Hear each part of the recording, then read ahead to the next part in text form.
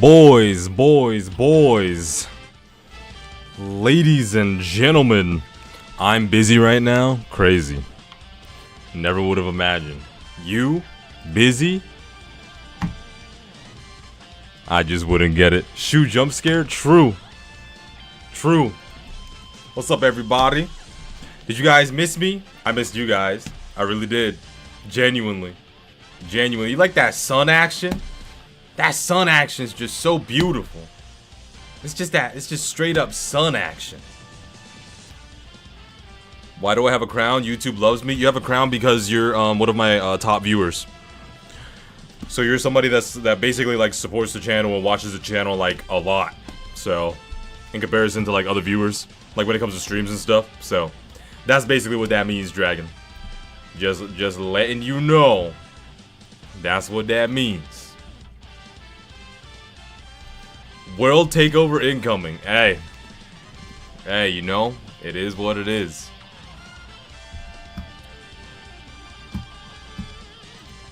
Okay,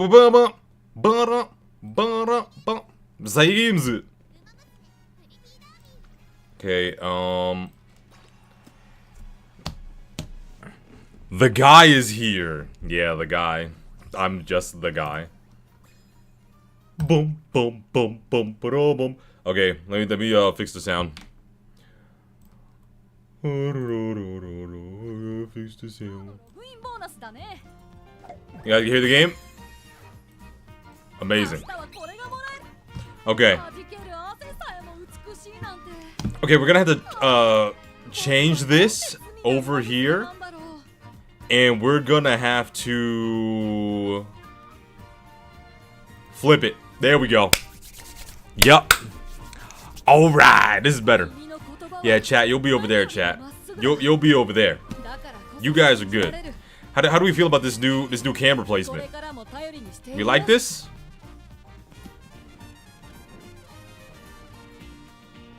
Wait, so I'm also one of those viewers? Yeah, essentially. Can you watch those videos I sent? Okay, sure. Okay, sure. We could watch it. Sure, why not? We could do that.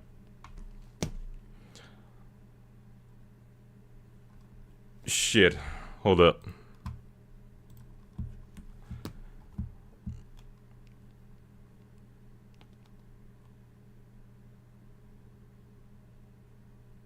Flipped shoe, now the cross is turned into an upside down cross. What does that mean? Okay, where these videos you want me to look at? Oh, is it still in the dooms? Common Rider. Am I watching Wasted Potential first, or you don't want to learn?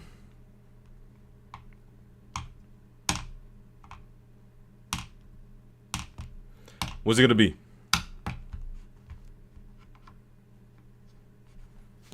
Or is it both? What the fuck? Death Knell first.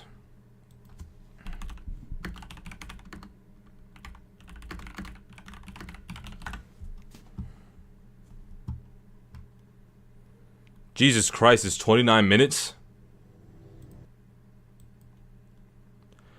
Okay, you said you really wanted me to watch this video.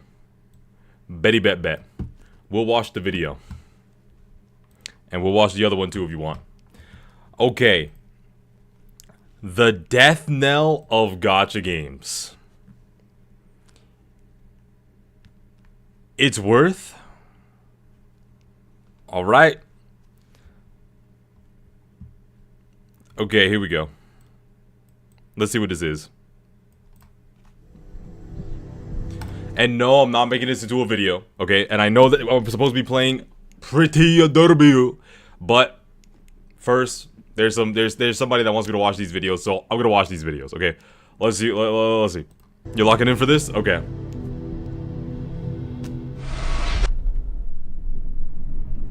Fire as usual.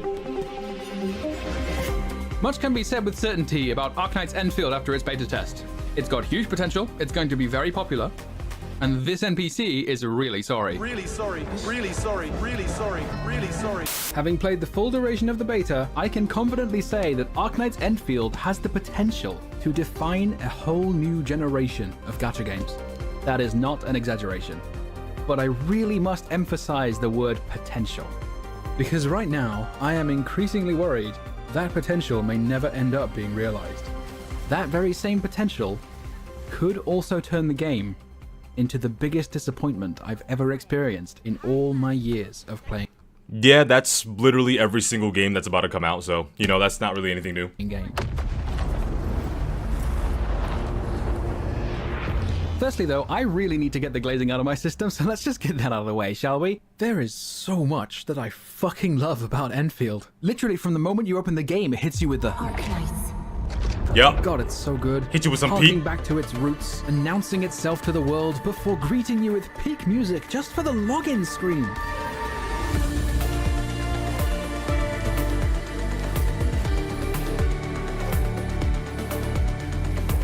This shit is peak.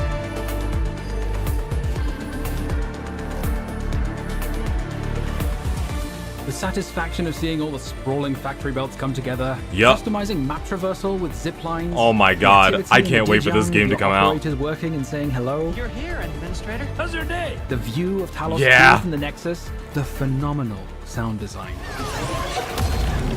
Oh my god, it sounds so perfect. Karmic justice. Yeah, it sounds so perfect. The eerie environment and music of Valley 4. I like that area. I want to be in that area real bad.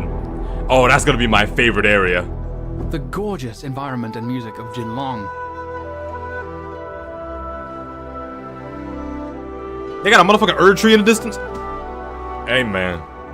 And the headhunting. Oh my good lord, the headhunting. The music on the banner screen gets you all excited as if you're preparing for a rocket launch. You click the button, you hear those distant scintillations, and then... That is so fire, man. Everything about this game is so fire. By far the best summoning experience in any gacha game I've ever played. God, Not it's even so close. good. It's so good. There's no reason for it to be Right, this Get that good. out of my system. I have been fortunate enough to play both the alpha and beta of Enfield. In its alpha state, I was hooked. I was full of optimism and I was wholly convinced that it would be my favorite game of all time. So what changed in the beta? Thankfully, not the base. It's even better than before and it has a ton of room to grow and become much deeper. Of Actually, course, am looking even forward though to this. The base has a very obvious target audience. With the nature of it being a gacha game, there will inevitably be those who are simply addicted to account progression as gameplay, and will play games they would otherwise have zero interest in just to feed that addiction. For those players, rather than simplify the gameplay, which would only annoy its fans and still wouldn't be good enough for the gacha addicts, they instead created these wacky inflatable tube guys, which you then have to murder in cold blood. Which unlocks a bunch of tutorials. Hey, he became They beautiful, are quite though. possibly the most needlessly hand-holding tutorials I've ever had to do, but I don't mind their existence at all if it means they can keep cooking and make it deeper, more complex, and even more fun and satisfying in the future. And for those who are hoping for just another account progression dopamine machine, who lament the mere thought of meaningfully engaging with the base at all, fear not, there is actually an easy solution. What's that? Don't play it. Oh, okay. Unfortunately though, in spite of everything I've mentioned so far, Enfield has made what I feel are very significant mistakes. Pretty much all of them are fixable, these are far from permanent, but in general, beta tests tend to look pretty similar to their full release versions. So let's dive in. The main story Alright. is, to put it bluntly, bad. Oh, There's no nuance hold up, at hold up. all. I didn't even get a notification for this. Hold up. So excited, not even gonna lie. Yeah. Pizza time. What's with the donations, bruh? What's with the donations, man? What are you doing, man? You ain't gotta do this, man. You ain't gotta do all this. It's almost every stream now. Almost every single stream you're donating, bro. It starts off. I feel like speed. It always starts out with like that $2.99 donation, and then next thing I know, I'm gonna be traveling the world because Pizza Time donated fucking $2.49. You know what I mean? Like, man, you ain't gotta do that, man. You really don't. I'm just some dude that like makes, just random bullshit. And, when I stream, it's not even like the most engaging thing in the world. But thank you, man. I really do appreciate it. I really do appreciate it. Okay, bro, chill. Alright, so when you donate, Dragon, if you ever donate, I'm just gonna look at it and I'm gonna say, oh, Dragon donated. Landbreakers are completely one-dimensional and uninteresting, just generic bad guys who want you dead. Compare them to Reunion from the Arknight's main story. They're introduced that's a to good us as comparison. fighting for the same goal as Rhodes Island, that being to liberate the infected. Alright, anyway. Hold up. I like your vids. Thank you, man. Hold up. There is something. You know what? I'll have notifications up next stream. I'm gonna put the sources for Streamlabs into this. Dragon donated, true. But with very different methods. There is a clear conflict. I understand the Thank you, motivations Pizza of the Time. I really do antagonists and appreciate how they it. ended up where they are. Landbreakers have none of this. We also know almost nothing about the aims or motivations of the main villain Neferith, who might just be one of the most toothless villains I have ever seen. With the sole exception of one line when you first meet her, she shows up from time to time, says some vague bullshit, and fucks off again. How on earth can this be written by Hypergriff, the same people who gave us Patriot and Tallulah? They can very reasonably fix all of these issues before the game's release, but the Alpha story wasn't good either, so I'm not convinced they will. I have no issue. Okay, I'm gonna be completely real here. I'm gonna be completely honest. So, obviously, a gacha game story can be incredibly well written. A gacha game story has the potential to be one of the best stories, even better than non-gacha stories. Now, I personally have not played a gacha game that has a better story than any of the non-gacha games that I've played. Like, obviously, there are some gacha games that, like, have better story than some non-gacha games, but, like, I have never come across not one gacha that has a better story than some of my favorite games that I've ever played, So, I'm not gonna be too caught up in the story. I don't think that the story being, like, nonsensical or, like, as long as it's not extremely bad, as long as it's not so bad that you're sitting there like, why the fuck am I even doing this? This is literal retardation. Then, like, I don't think it's a significant mistake. I don't think that it's anything wrong. It's a gacha game, I'm more so worried about, like, whether the gameplay is going to be good, the characters are going to be good. I'm more so worried about the personal character stories rather than the overarching story. I could personally, as a gacha player, could care less about a story. As long as the gameplay hooks me in and as long as the characters are likable, then I think that's all a gacha really needs. Because as long as you make likable characters, even if a story is shit, as long as the characters are likable, you will really enjoy the ride. Like, look at a lot of the stuff that happened in Dragon Ball, for example. All of the characters in Dragon Ball are very extremely likable, and some of the stories are just dog shit. But because of the fact the characters are really likable, the story gets carried by it. So, what do you guys think? Story doesn't matter, but sometimes wasted potential is frustrating. Story isn't needed, but good story can elevate the game far above pure gameplay. Yeah, sure, it could elevate the game. Like sure. Like, that's definitely something that can happen. That's why I said it has potential to be something that is, like, incredibly good. And I think that gacha games do have, a lot of, like, great concepts and a lot of, like, great potential, as he said and as you said. But, this is the thing. If gacha games end up making incredible stories, like super incredible. When I say super incredible, I'm talking like it rivals like the inner workings of like Joel's character in like the beginning of Last of Us, not like any of the newer stuff, or like anything that like comes across what else would be a good example? Or like how people just love Freerin and they make a story like Freerin levels or any of that. I feel like gacha would like much faster take over the world, and I feel like a lot of people wouldn't like that. Because gachas are already fast tracking on taking over the world. I mean, look at all of these amazing gachas that are going to be dropping. And not only are we getting these massive like updates in content for free, it's just going to end up completely and utterly just ruling the world. So that's why I'm not too worried about gachas not having the best story. So the characters will carry it as long as they make the characters likable. Issue with the notion of a simple story well told, but that does not describe Enfield's story at all. Let me see. Uh, if a story is masterclass, a lot of people will reasonably be like, why is this a gacha? The story is so good that gacha limits it. Yeah, exactly. That's exactly what gets said. People, like, that's exactly how I feel. Like, how I feel about Farina, Fossilor's, and Nouvelette's story. I'm like, damn, I would love this if this was like a fucking Kingdom Hearts plot, right? Like they could if they make like a Kingdom Hearts like 5 or a Kingdom Hearts 6 or like a spin-off Kingdom Hearts series and base the story around Farina, Fossilor's, and Nouvelette and take out the filler that happens within the Genshin story, then that will be a really solid story for like a Kingdom Hearts-esque, you know, story. Have Fossilor's be Farina's nobody, or have Farina be Fossilor's nobody. Like and you know, have her have like her own Keyblade and all that, and like just like keep the fundamentals of the story very similar. I feel like it would be very good. I feel like it would be very cool. Like even like a Final Fantasy story. I feel like it would be incredible, especially if we have like, you know, more lore about like, you know, Nouvelette being like a dragon and all that. Like, but like if you have like something super good in a gacha game, then what's gonna end up happening is people are gonna be like, man, I hate that this is a gacha game. The gacha like limits it, and then people like there will be people that won't give it a chance, and because of the fact that it has gacha attached to it, there will be people that will be like, oh, I don't care how good the story is. I'm not gonna play it if it's a gacha game. You know, that's how some of my friends think as well. So, And it's not just the writers who are at fault. At one point, Chen refers to Neferith as Nephi, which I found extremely weird. Why is she giving the main villain a friendly nickname?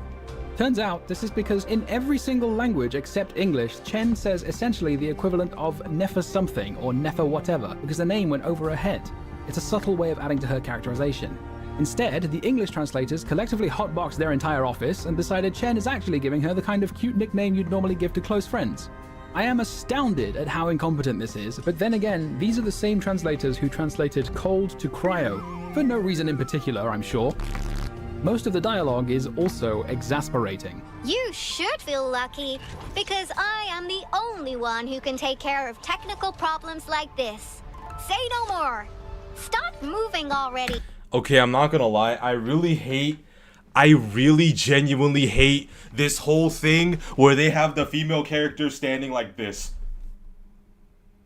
Every single game, they stand like this. I can fix that. Yeah, I'm the only one that can fix that. I'm the only one that can fix that. Hey! I'm the only mechanic that can fix that. I hate it. I hate it so much. It's so stupid, dog. Oh my god. I know. It's not realistic. And nobody's fucking standing like that. Like, obviously nobody's fucking blasting lasers, or like nobody in real life is like doing all this shit, but like at least make them stand a little different, have their own personalities. Like, there's no way you're telling me that somebody like Priscilla or Priscillica is standing the exact same as like somebody like Yvonne. You know what I mean? Like I expect Yvonne to be like standing there like she's Nicki Minaj, and then like, sure, this fits Priscillica here, or like stand like something else. I don't know. Just don't make them stand like that no more. You know what I mean? Man, it'll be so good. The silent A pose. True. And do something. Be right back. So like, I'm gonna keep watching the video, okay, Dragon? Where the fuck is my chat? What? Hold up. Oh, there it is. You keep that right there.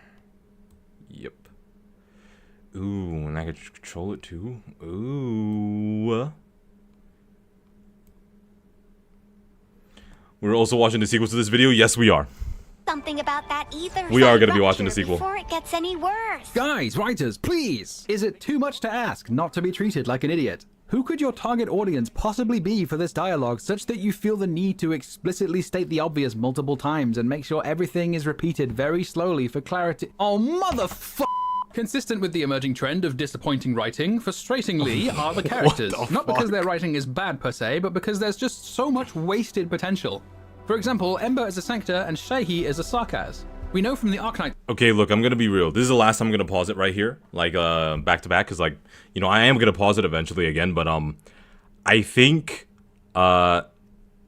people need to realize that the term wasted potential will always be synonymous with gacha games until the day a gacha company comes out and says, yeah, we're going to have a gacha model attached to it where you pull for characters, but we're going to be prioritizing the game over the gacha. And I feel like until we get that, which is a very low chance, but I do hope that we get that sometime, and it's free, then, you know, that term wasted potential will be slapped onto almost every gacha that comes out. Almost every single one. Actually, every single one until we get exactly what it is that we want. Story that the Sancta and the Sarkaz are seemingly always in conflict with each other due to what the Sarkaz see as the Sancta's betrayal. An image of a Sarkaz and a Sancta holding hands was very prominent in Arknight's fourth concept trailer as a holy shit moment because its meaning was so significant. Meanwhile, the only mention of something even slightly resembling a connection to this lore is one line in Ember's file saying, "The children born and raised in Talos 2 would never learn that angels and sanctum used to carry beautiful meanings in times past." If I'm interpreting this correctly, this is the writer's way of saying that the entire history of Terra, all the extraordinary, catastrophic, mountain-moving events that directly led to Terran races ending up on Talos 2, not important. None of it matters anymore. I am so disappointed in the writers. What a monumental waste of such an incredible wealth of and lore there it at is. disposal. All Another. that being said, though, I must admit, I do love the fact the resident Australian, Aviwena, says verbatim, "Burden beast piss? How does it taste like? Crikey fucking bloody oath, Sheila, you piss-drinking cunt." Despite nearly all the writing being a massive letdown, I want to make it explicitly clear the voice actors, thankfully, are actually good at their job, and have done marvelous work with the material they've been given. I'm a huge fan of Aviwena, Dapan, and Wolfguard's regional accents. Oh, of course. You're the boss. You point the way. Not a problem. I'm not gonna lie, I still wanted Jack Black to voice him so that the internet can just, like, fucking die because Jack Black is just, like, voicing somebody. And it would make people really angry, it would make some people really happy, and it will make other people happy over the fact that Jack Black is voicing a character and it's causing people to be upset. That would have been funny. Me, personally, if you're gonna add a big fat panda into a game, I think that the first person that you should get on your list to voice act that person is Jack Black, I'm gonna be real.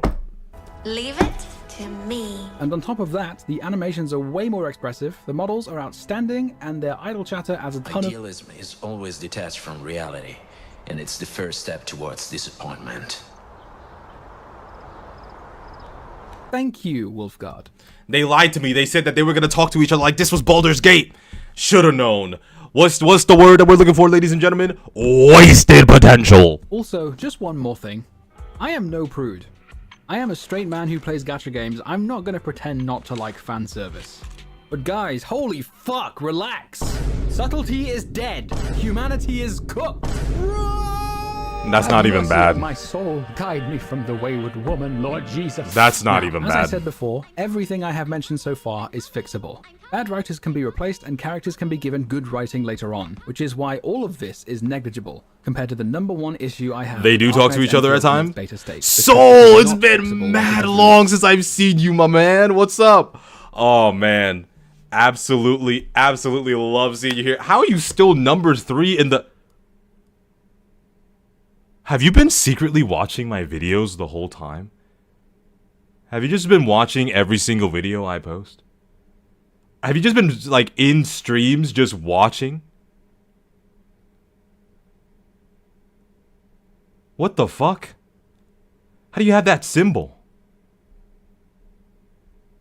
That's crazy.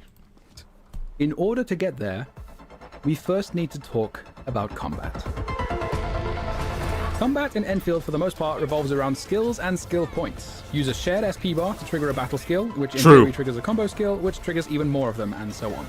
Combo skills are essentially just QTEs with extra steps that deal damage. You press E when the prompt shows up, and it gets the neurons going. Basic attack strings essentially serve as the cost of getting a final strike, which is the last hit in the sequence.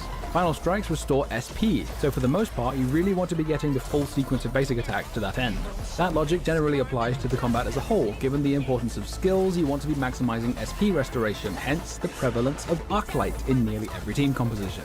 Her individual damage may not be anything noteworthy, but her ability to generate SP... He sounds like Ryuko-sensei a little bit. SP means more damage. I'm not gonna lie. I'm kind of surprised she isn't a 6-star. Now, the beta also adds the ability to dodge. Due to the nature of final strikes being your primary way of restoring SP, you need to commit to the full sequence of basic attacks to get it, which means currently there is still very much a choice every time an enemy attacks you of either dodging or taking the hit, and the dodge is often not the best move. But it still gives me cause for concern. future 6 stars are inevitably going to be designed to take advantage of more and more gameplay mechanics. Right now, the dodge only exists as a means of survival rather than facilitating damage. But if a dodge exists in any capacity, there is a very real danger of them leaning much further into it by, say, having a 6-star with a combo skill triggered by a dodge, and then more units with kits centered around dodging who synergize with that 6-star, and a new 6-star whose basic attacks don't get interrupted by the dodge, and before long you'll end up with a player base wanting more and more action, understandably seeking to flex their ADHD action gamer reflexes as their expression of skill. But with Enfield's base building being the way it is... Yeah, I mean, it is a very good expression of skill. And unfortunately, since it's a gacha game, that's going to happen. The actual I understand his frustration, but it's going to happen eventually. The team had was clearly aimed at the kind of player who likes to obsess over details, who may not necessarily want something based on reflexes, but instead something more strategic, controlled and precise. The base obviously appeals to this kind of player, while the combat has ended up with a sort of identity crisis. Unsure of what it really wants to look like, trying to be a bit at everything while never actually excelling at any of them. Most of the strategy comes from the team comps rather than the execution. The actual process of triggering combos and doing damage and so on, while satisfying for a while, is very easy. Use a battle skill or two, do your basic attack string, face tank smaller hits... Well, yeah, Sensei talks differently, but that doesn't change the fact he sounds like Sensei. I quickly exhausted every single possibility for improvement, and even self-limiting... Because when I was watching this video, because I spoke to Sensei a couple times, I watched his videos. As I'm watching this, I was like, is this Sensei's secret account? Is this a burner account? Sure, it will improve with time, but the state of the game at launch has real implications for the future of the game. Hypergriff has been through these motions before. Today, more than 5 years after its launch, Arknights is known for its meaningfully challenging endgame modes to the point of... God, every time I look at OG Arknights, I just get PTSD. With thousands of dollars in prize money. I've kept playing for all these years because Arknights has such a rich endgame and high skill ceiling, but for a long time, it didn't. When it first launched, the most interesting gameplay it had to offer was Chapter 4. It took them years to make integrated strategies a permanent game mode. But the difference is, Arknights didn't offer anything else in terms of gameplay. There was nothing else to play the game for. With Enfield, Hypergriff seems to have regressed into doing the same thing by making it frustratingly shallow in its launch state. But doing so this time is a critical mistake. Those who are looking for strategic depth will not find it. It is pathetically easy, and it will remain that way for at least the first 6 months or so. Which means once those players have completed their bases, which really doesn't take that much time, they may not stick around for that long. But those who are looking for action will get plenty of it from daily and weekly gameplay, regardless of the difficulty. The ability to dodge, man, these character designs are so cool. Players their daily dose of dopamine, but also significantly diminishes the need for healing. If their overworld healing needs can be met with items you can craft directly from the backpack, and the 4-star like Snowshine can provide literally all my healing needs with room to spare anyway, what reason does the action-seeking player have to engage with the base at all? The outposts are optional. All they need at that point is some components to make gear. This, combined with the lack of strategic depth in its launch state, creates a serious risk of cultivating a majority of players who are exclusively invested in the action gameplay. Now, this will be a controversial take, but I would not be making this video were I not willing to defend it. I think the best decision Enfield could possibly make after the beta is to remove the dodge entirely. Hypergriff's development decisions will be driven by what players want, and if the vast majority of players aren't engaging with the base, the game's evolution will reflect that. This is my #1 issue with the... I am curious on what he is gonna say to add to try to avoid attacks. Because, like, there's no way that he's just gonna be like, oh, just face tank every single attack that you get, so... Let's see what he decides to, he wants to add to, like, try to, like, circumvent damage, like, try to, like, minimize stuff, whatever the case may be. I kind of want to hear what he wants to do with that. The game. Because out of everything he mentioned, I think that the dodge was the least problematic out of everything that he mentioned. I'm gonna be real. And, like, the dodge is, like, the least problematic out of all the stuff he listed. Like, he could have defended something else. I mean, like, dodge, come on now. It's a dodge button. They are creating a... It's a game where there's combat. ...in the combat alongside the slower gameplay of the base. We already have an example of such a precarious combination in a gacha game failing to hold in Zenless Zone Zero's TV mode. It is an action game. It was advertised as an action game. Lo and behold, the action gamers didn't like the TV mode, and Hoyoverse decided to all but kill the TV mode entirely. Yeah, that was good. I fucking hated the TVs. I just love just jumping in, fighting, doing all this, Boom, that's why I played Zenless Zone Zero. If I want to play something slower, I play something slower. But that's why I played Zenless Zone Zero. So I'm glad that they removed the TVs, me personally. The difference, though, is that Zenless Zone Zero was built from the ground up around its dodge and parry mechanics. It is fundamentally an action game. Yes, That sir. is where its strengths lie, and that decision was an act of leaning further into those strengths. Yes, sir. Endfield, on the other hand, has been built from the ground up around the base, yet it is taking clear steps towards action gameplay. Obviously, they aren't going to kill off the base entirely, you might as well announce end of service at that point, but I am convinced Endfield is sleepwalking into doing something not all that far removed. If the I game understand what cultivates he's a player saying. base who are seeking action, then as more and more regions are introduced, each one asking the player to build a new base from scratch, those action-seeking players will complain, and being the majority of the player base, there is a serious danger of Hypergriff pivoting to action gameplay for that reason. And we have already seen that Hypergriff is perfectly willing to let you sidestep most of the strategy in their strategy game, so long as you pay up. But for the same reason Hoyoverse's attempts at strategy have been absolute dogshit, Hypergriff would not even hold a candle to developers with mature and polished action gameplay systems. Removing the dodge and doubling down on strategic gameplay solves this problem and gives them the space to build on Enfield's strengths and create something truly phenomenal. It is by far the best decision they can make for the longevity of the game. Instead, they are trying as long as you pay up. But for the same reason Hoyoverse's attempts at strategy have been absolute dogshit, Hypergriff would not even hold a candle to developers with mature and polished action gameplay systems. Removing the dodge and doubling down on strategic gameplay solves this problem and gives them the space to build on Enfield's strengths and create something truly phenomenal. It is by far the best decision they can make for the longevity of the game. Instead, they are trying to steer it in two different directions simultaneously. One towards that vision they so clearly had a year ago, and one towards appealing to a wider, more general audience. If we're being honest with ourselves though, we all know what general audience really means. Let's not pretend otherwise. It means the Hoyoverse audience. Obviously there's nothing wrong with playing Hoyoverse games. This does not mean every single Hoyoverse fan ever. The problem is with those who do not see each game as having a unique identity appealing to different kinds of players. It was just what I was talking about. It was just what I was talking about with the animations. Fucking Genshin started that shit with that fucking animation fucking shit I was talking about during conversations. By God, let me read some of these comments. It's more what the dodge represents. I want to lose because I'm not bad because they don't give us anything to express skill. I mean, I would hate not having a dodge, but if there's a more strategic approach, it could be interesting.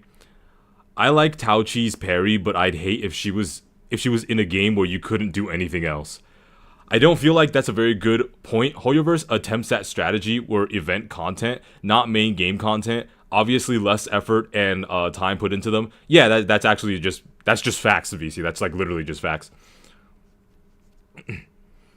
VC, the events are the main game? No, I would say the hours of unskippable story is the main game. I mean, I get what you're saying, but no, they're really not. Just in terms of development time, etc. Yeah, no, events are definitely not, like, the main part of the game. It's the hours upon hours of unskippable content that you have to sit through in order to get, like, fucking 20 fucking Primo Gems. That's the main game, essentially. That's what Genshin is. And, you know, I won't pretend that is anything other than that. Like, to be completely honest. I mean, with everything that I've seen of Genshin and all the fucking hours that I've had in Genshin, it's basically what it's come down to be honest. The events, fucking 90% of the events that they make are boring as shit. I hate playing Genshin events so much. And I just sit there like, yikes. As a Hoyoverse connoisseur, they do put far more effort in the events than the main, but I am only half joking.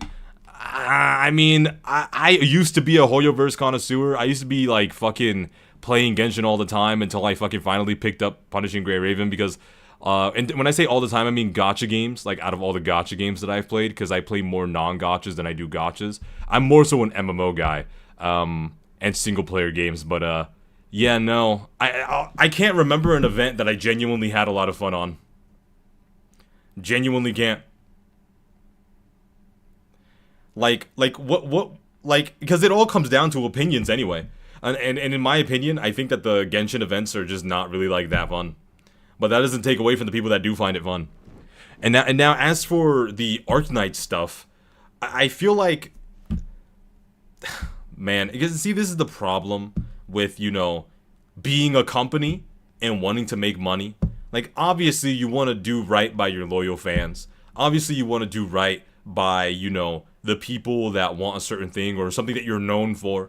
And then, you know, when you're not succeeding in a certain area, or you notice that you're not getting as much success as you may have wanted, you're gonna have to pander to the majority to make the majority of money. Like, I've said multiple times how much I hated the art direction change for Wuthering Waves, but never, not once, did I say, oh, Wuthering Waves would be better for everybody if they conform to what I want.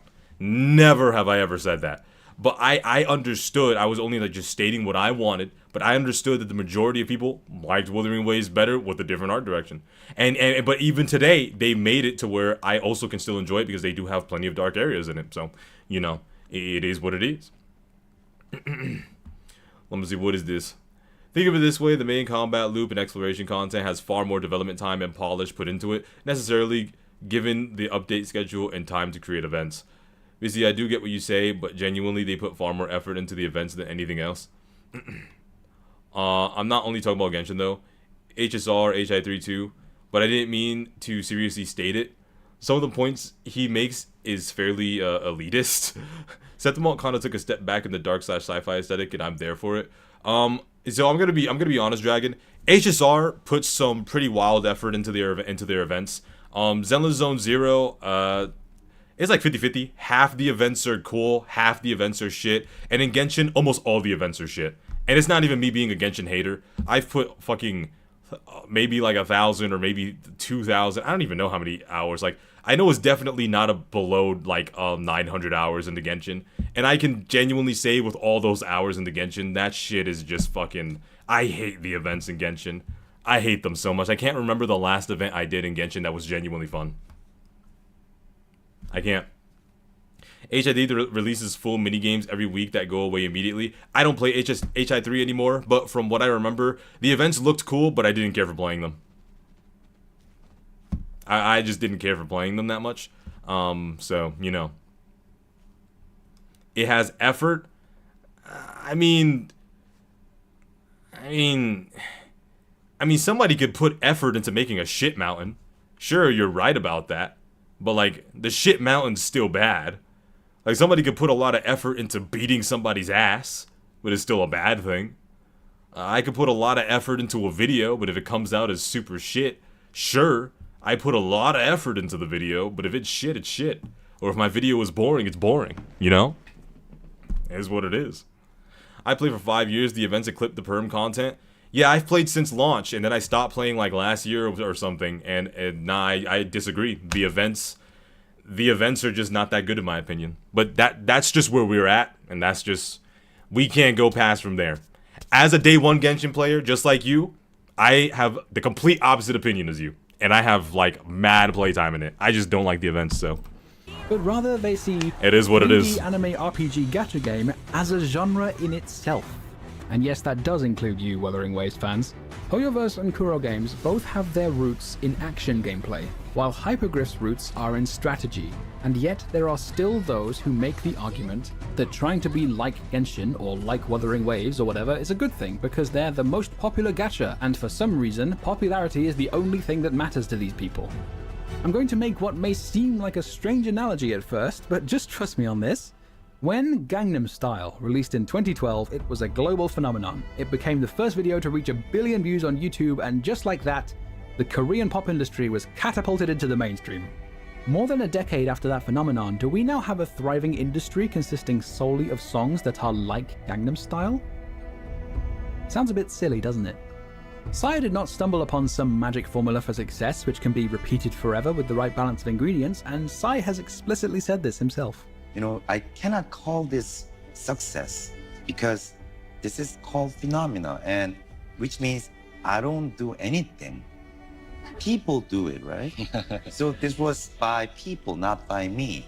K-pop is the leviathan of an industry it is today, not because everybody copied Gangnam Style, but because people took advantage of the opportunities Gangnam Style opened up. Fast forward to 2020 and Genshin Impact becomes a global phenomenon, catapulting gacha games into the mainstream.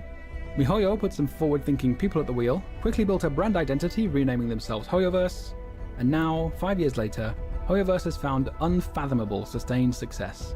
But again, this is not because they found some magic formula, but because they took advantage of the opportunities brought about by the phenomenon that was and is Genshin Impact. This is what people so often miss when they insist that every new gacha game needs to be like some other gacha game. So this is the thing. So the difference between gacha games and music and other phenomenon is gambling. that's the difference. I don't mean to try and shit on his whole like thing, but you know the difference between Psy's song and Genshin Impact is, you know, sure music can be addicting, but gacha games literally is just gambling. And so when people become addicted, they become attached to something they're addicted to. And then so when they see something else that's like that, so like let's say like you have like, you know, this super amazing cocaine comes out and you snort that shit, right? You snort that and you're like, yo, this is the best cocaine that the drug consuming industry has ever gotten their hands on. And then, you know, there's other drugs that give you incredibly different effects. It's still cocaine, but it gives you incredibly different effects. But there are people that still want to ride that high of the cocaine that just came out that gives them that specific effect. So when another cocaine comes out that gives you a higher octane effect than the original cocaine that came out, that became a global cocaine phenomenon amongst the drug community, then they're going to want that. They're not going to want another flavor of cocaine. They're going to want a similar flavor of that cocaine that they did. Like, you know, it's an odd comparison. And I think that it works for a lot of things, but I just don't think it applies to, like, gacha, in my opinion. I don't think it properly applies. It's like a 60, maybe like, I'm being generous, like a 60% comparison, similarity in my opinion. But I did pause, so maybe he says something else to help solidify or change my opinion on it, but I don't think that this was a super great example. So I'm gonna hear him out, see if he capitalizes off what he just said. Of course, this is no concern for enlightened and experienced 3D anime RPG gacha game enthusiasts like ourselves. I'm sure our judicious and learned beta testers have provided invaluable feedback to the developers. Shall we peruse a few of them? Dash feels underwhelming. It should be more forgiving and have more iframes. It's not to my liking because of my— There's the drug. There's the druggies. There's the drug consumers. There they are. We're seeing it on the screen right now. There they are. action RPG experiences. You don't say! Game needs a proper dodge, and anyone who says otherwise is coping. A quick look around the gacha space makes this abundantly clear. Not being able to dodge cancel makes the overall combat loop feel unsatisfying because you're forced to take hits that could have been avoided. Yeah, dodging definitely needs rework, like larger iframes for casuals, and consecutive dodges, and dodges not breaking your basic attack combo, and more dodging distance, and making dodges more rewarding, and make SP boss 4 instead of 3. It would make combat faster. Please make normal attacks more powerful, and also— What did I say about the cocaine? This is literally exactly what it is. Exactly. Make each hit give SP, and also stagger, and also please give SP whenever I dodge. Also, please make dodges use less stamina. Also— So far, so good, but it feels like some essential features are missing, like iframe rolls and parrying and deflecting. Hey, remember what I said about players wanting more and more action if a dodge exists? Make SP boss 4 instead of 3, and make it recharge faster. Right now, there's no incentive to swap to another character during combat. It cancels the animation and doesn't change the position. I hope they make it more like Wuthering Waves. Oh, here we go, boys. Buckle up. Oh, there's the other flavor of cocaine. There it is, Wuthering Waves. That's what it is. Hold on, what did I get a DM for? Who is this? Oh, okay. Hey, we got some good news. Cocaine analogies aside. Can I promote this silent or no? Can I tell them about it or no?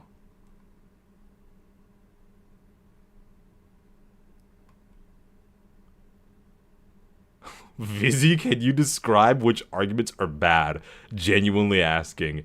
I've been doing that. What?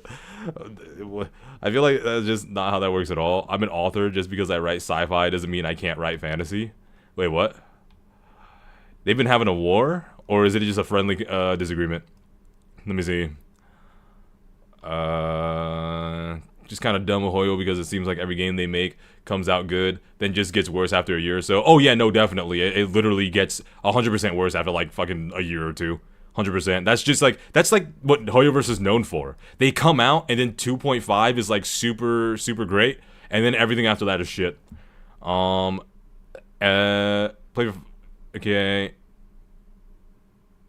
I'm talking purely about effort and development time, not staying power. I think this point is pretty weird. If you're going to develop a strategy game, it doesn't mean that they're incapable of making an action game. Weird video, IMO. Well, I think he's not saying like, okay, so what he's saying is, Enfield didn't start off trying to be a action game. It started off trying to be a base builder with action kind of being on the side. But since they listened to so many people that like that flavor of cocaine that was Genshin Impact and Wuthering Waves, they decided to pivot and make the base building and strategy and the action combat 50-50. And you can't do that because when the majority gets the taste, they were going to want more. So when you give them an actual 50% of what your game is, they're going to want to turn that to 75%. And then we're going to turn that to 85%. And then they're going to want to turn that to 100%. And because of that turn that they want to do, then what ends up happening is they're going to, the people, the original fans of Arknights and original people that were a fan of when it was originally 75 base or 75 strategy, and it was just like 25 or 35% of the, the actual combat, it makes them like want to leave, and then they get bitter about it. So I think that's basically the point that he's just trying to make with this whole video, to be honest. So, Vizzy is more about having rules and specialty than being capable. I feel like that's just, yeah, I already read that. Video game. It's not a video game where you spec into specific types of game development if you know game design and you can make a game, period. He did say it would, yeah, I already read that. Blah, blah, blah. Blah, blah, blah, blah, blah. Okay. Thing is, I do agree with what you said, VZ. I just don't think that applies to him because I don't think that's what you said. Blah, blah. I think you misunderstood, but yeah, that's why I said I don't disagree with his point overall, just the arguments he's using. Yeah, I think that some of the examples and stuff that he brings up is not really that great.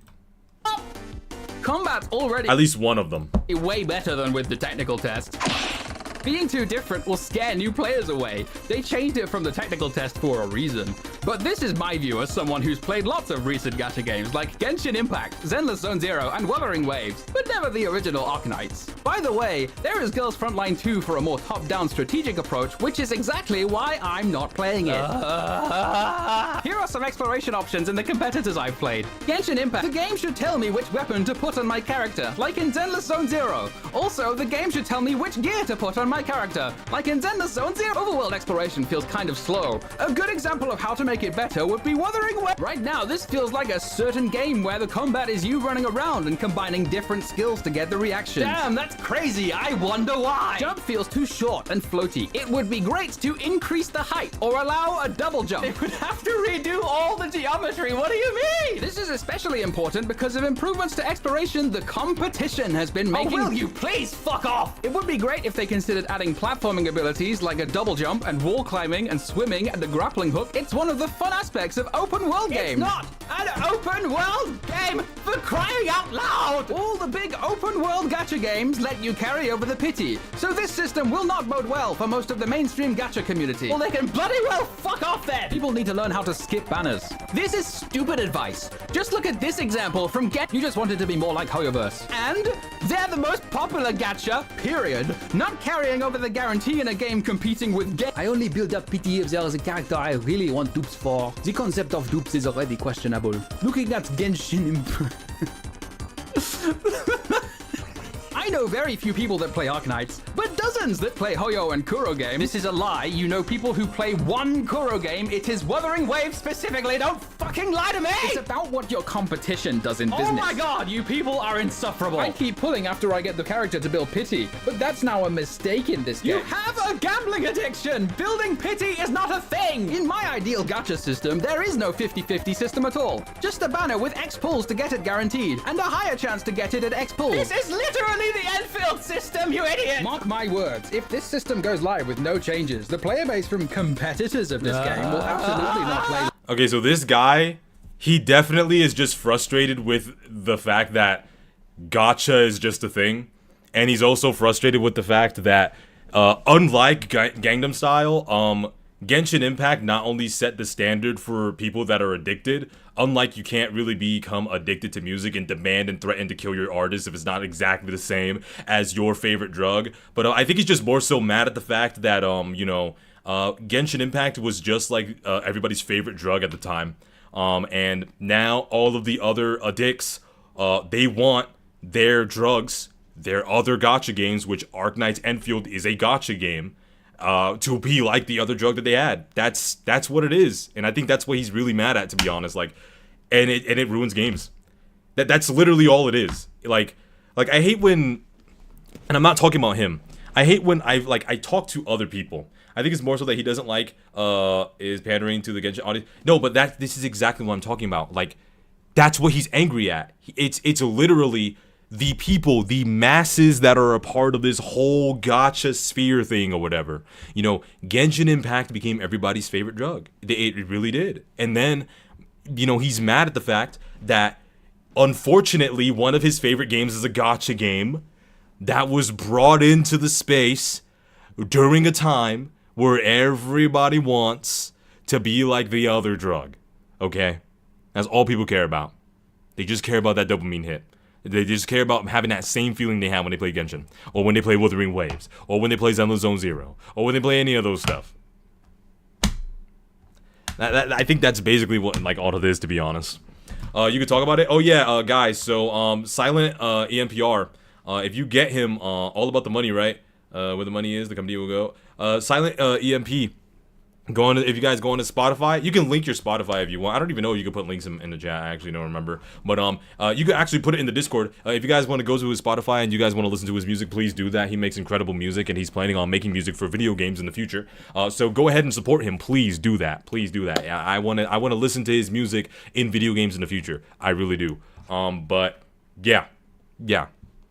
You can promote yourself all you want, Silent, in my Discord. You can go ahead and do that, man. People will flock to it.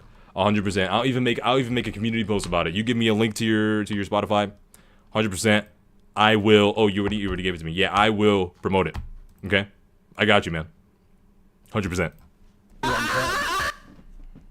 Bear in mind, by the way, this is just from the Discord server. There will be far more of this in the private feedback surveys. I want to highlight one more post, however, in which two testers state similar concerns to mine and are met with a rather depressing response. Yeah, there's definitely outliers that could be really, really good. Like Umamusume, yeah, 100%. But I think the thing about Umamusume that has it going that a lot of people don't think about. So the reason why I don't think Umamusume is like the best comparison is because you guys have to understand that Umamusume is rooted in double gambling. Okay, it's rooted in double gambling, right?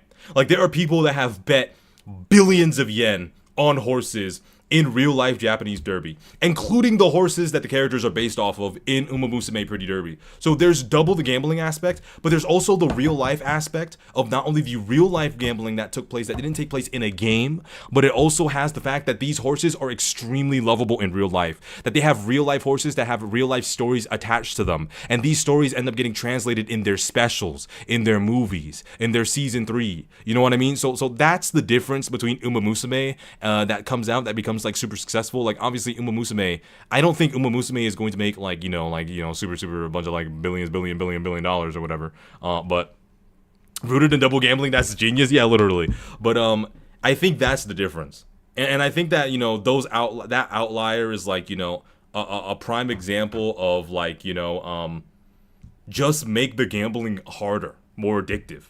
Like, not harder as in it's harder to get characters, but like make it go harder. And then the next thing you know, you've got a new global phenomenon. Umamusume is dated too. It's honestly a miracle it's successful and global. Not saying it's unjustified, just it's surprising. JP gachas are so far behind. It's like playing a game from 2016. Well, I mean, that exactly goes back to what I said before. It's rooted in real life.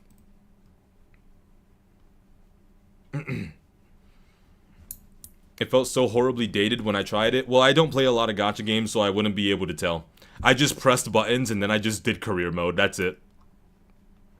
That's all I did. The menus are simple to navigate for me. I just like, oh, I want to upgrade my character. Boop. Enhance. Ooh, I want to go do my daily races. Boop. daily wages. Ooh, I want to do career mode. Boob, career mode. You know? I don't play a lot of gachas, so I wouldn't really be able to know. Hi everyone, and Reg, looking good today. Thank you, thank you. Umamusume is super complicated? Really? What do you mean it's super complicated? You just boop, and then you race. You know? Boop, race. Oh, I lost? Boop, try again. You know? That's how I play it. That's how I play it. And then I don't even pull on the banners because I don't want any of the horses. Yeah, there's a 200-page document. Oh, you talking about the actual game? Oh yeah, no, the actual game of Umamusume is like, that shit is hard, 100%. I thought you guys were just talking about like navigating the app and like how like it's like hard to navigate. Oh no, yeah, the fucking that shit is a roguelike. It's literally a roguelike, and your races are the bosses. You know, that's all it is. Like it's literally like fucking so fucking difficult to fucking win with fucking TM Opera O. You know what I mean? My God, like holy. I think Uma is a bit overwhelming when you start, but once you know what to do, it's good. Then it has this high ceiling of knowledge. Yeah, no, navigating the app is easy as hell. I think the only thing that's difficult is the career mode. That's it. Everything else about it is simple as fuck. Once you learn about what the stats are, you're good. And once you learn about, you know, what to train, you take your chances. And I don't, wait, Umamusume has triple gambling. Umamusume has triple gambling. It's connected to real life Japanese derby gambling. It has a gacha in it because it's a gacha game. And then when you have like 20% success or 50% success to complete a fucking training, there you go. You're gambling your fucking Umamusume's life right there. It has triple gambling in it. Insane. It's not even a surprise that, you know, it's not even a surprise that it's successful, you know? God, I can't believe Super Creek failed on a 0% chance. That shouldn't even be possible. I thought the game glitched. I thought it glitched. She failed on a 0%. Welcome, Sandra. The first How you doing, says, Cassie? Currently there are a lot of action elements, but the battles don't feel exciting. I think the battle system in the technical test might be more enjoyable. Wouldn't an outlier make it so that it is very different from the Genshin example, meaning none of the outliers would be a good example then? Well, I mean, Umamusume is very different from Genshin. The only thing is it's just gambling. It's just a gacha game. That's the only thing really similar. It's a gacha. I mean, you could say it's anime. Yeah, I think Umamusume is a good example, but at the same time, it's like, you know, it has other things that makes it succeed. I'm doing pretty good, Cassie. Everybody say hi, Cassie. Hi, Cassie. I love it whenever Cassie Sunshine is around. A gamble and a gamble and a gamble based on real life gambling that people spent money on. That gamble real life money on an anime gambling game about it. Yep. Enjoyable. When it comes to action, other companies' games are more refined, and the current system just feels like an inferior version of them, which is just annoying. The second agrees. There are some opinions that it's plain compared to other games, but Enfield is differentiated from others and is interesting in its own way, so I don't want it to be swayed by those opinions and make it feel too action-oriented. If the dodge window is too lenient, it'll just become a dodging action game. While the third tester, eloquently summing up the vast majority of the feedback, says, I agree with increasing the action element. The reason is simple, it will attract a wider range of players. This, essentially, is the mindset of people who keep asking for the game to be something it's not. They have no concept of carving out a niche in the market, or games having unique identities, or the developers having their own vision. It's all just monthly revenue PvP. It is boring, it is exhausting. So this is the thing, right? And I'm gonna explain this very clearly.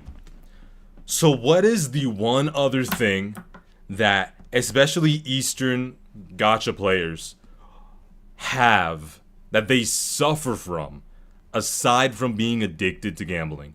There's gonna be a little bit of pop quiz, guys. What is the one other thing that even us, especially for us nowadays, I mean, it especially happens in places like, you know, a lot in Korea and stuff like that.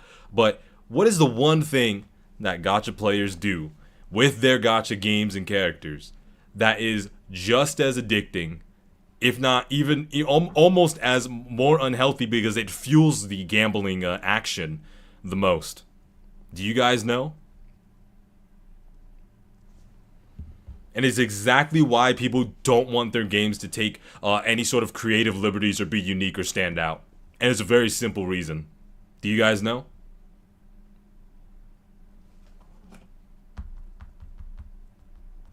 It's okay, I'll give you guys a minute. Even though there's only like 6 people in here. Want to know what it is? Parasocialism. Being parasocially connected to your favorite character. Being parasocially connected to your favorite game that you are spending money on and that you don't want to see fail. These people don't want their game to potentially take this whole creative liberty or be something different or carve their own niche out into their own little areas because they don't want to take the risk of their favorite game or the game they spent money on or the game their favorite character is from to EOS because that creative liberty either failed or wasn't good enough. And that's why they all want their games to be exactly the same as all these other popular gacha games because they don't want to lose out on their favorite thing to play. That is the main reason. That is why these people talk about the wider range of audiences. That's why these people talk about all these things because they know that they want them to survive as a business, and the only way for their favorite character to survive as a bit in a business is if this company plays competitively within the business sphere instead of just trying to build their company and their game based off their own emotion, what they want, and their own passions. That's it. That is exactly why all these people ask and beg, hello devil, I love you so much more, ask and beg for their game to be just like those other games. Exactly why. And that's why we won't be able to break free of this, because until people learn to not be so parasocial with their game or their characters, then they're gonna understand they're gonna understand that, oh, maybe it's okay to be different. Maybe it's okay to be a little out there. And I hope he talks about that in this. I really do, because that's the answer to this. It's clear as day. There is no nuance about it. There's nothing about it. It's clear as day. And I lament the apparent reality that Hypergriff seems to be Exactly, Balbaneth. listening to them. As it stands, the base is the one and only thing meaningfully differentiating Enfield from other gacha games. Games are too comfy, and when they're Thankfully, too the comfy, they're majority of boring, people but being anticipating different the scary. game's Yeah, I wish that I could just snap my fingers and make everybody get the true ending of Sekiro on their first playthrough like I did, and then beat Genichiro and Sword Saint Ishin while only getting hit one time. I will always flex that no matter what, and I wish I could just give everybody that skill so that, you know, they don't have to like sit there and be like, hey, well, this game might be a little bit too hard, and now the game's going to get shut down. Do seem That's to just me, though. understand how important the base But is I understand how important it is to have casual games and to have people that are just comfortable, because comfortable games are fun at times. for that reason. But while it does have tons of room to grow and become even better, I have become convinced it will not. The most optimistic outcome I can believe in is that new regions will have a new gimmick, like Jinlong's fluids and pipes. You build a new base with it over the course of maybe a few days at most. The vast majority of players will be satisfied, and that's where it will end. Gacha games are not conventional games. Fundamentally, the characters are the product, and the game is simply a vessel through which the product is marketed. But reducing all gacha games to this fundamental is boring. They're fun! There's so much potential in the live service model for outstanding single-player games to see years of consistent God, updates and gacha improvement. games are just potential man at this point. They're just potential man. We will never get back true crownless. Rover-wise will continue, etc. And it amuses me that people are afraid for Rover will be the same.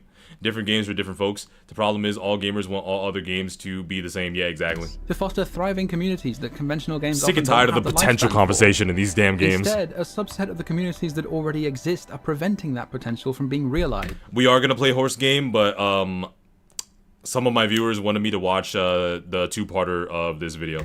By consistently pushing new endeavors with unique visions into the same Welcome, Ash. box until they all become homogenized imitations of the same thing. Hypergriff needs to decide if they are content with being that imitation. Because a game for everyone is a game for no one. There was a moment while playing through the main story which I think will stick with me for many years. I was thinking about some moments from the alpha, like Fial's desperate attempts to jump onto this ledge because I was standing on it and admiring certain details on the blighted Gigaspawns. My boy was caked up. God damn! In the Origin Lodespring region at the time, and I noticed why the music for this place in particular felt so eerie. Remember the menu theme I was glazing earlier?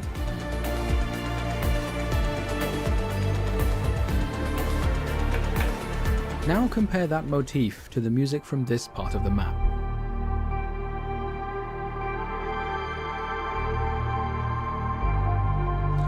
I fucking love when music is peak in video games. It invokes a feeling of loss, a feeling of knowing something will never be the same again.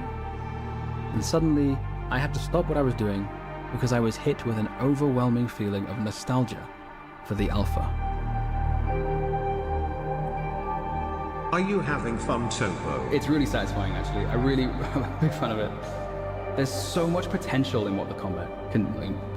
Oh my god, stop saying the word potential. Literally, we already know that fucking gacha games are potential man. That's what gacha games are. They're nothing but potential man. Okay? Like, dog, just be like, well, you know, it is what it is. That's all we can do. That's all we can do, because unfortunately, we can't. This is what I genuinely think, and I would love to be proven wrong.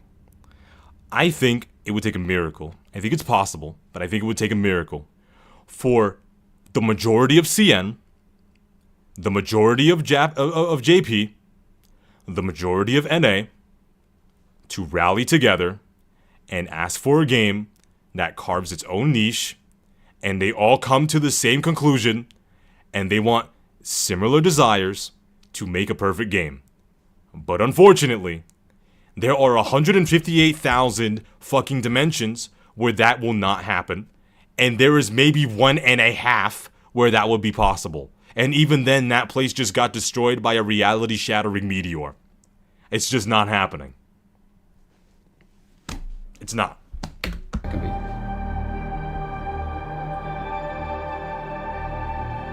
Do you have any other comments on the overall storyline? Okay. I can write an essay for this. I want the story to have a spine and let writers take risks.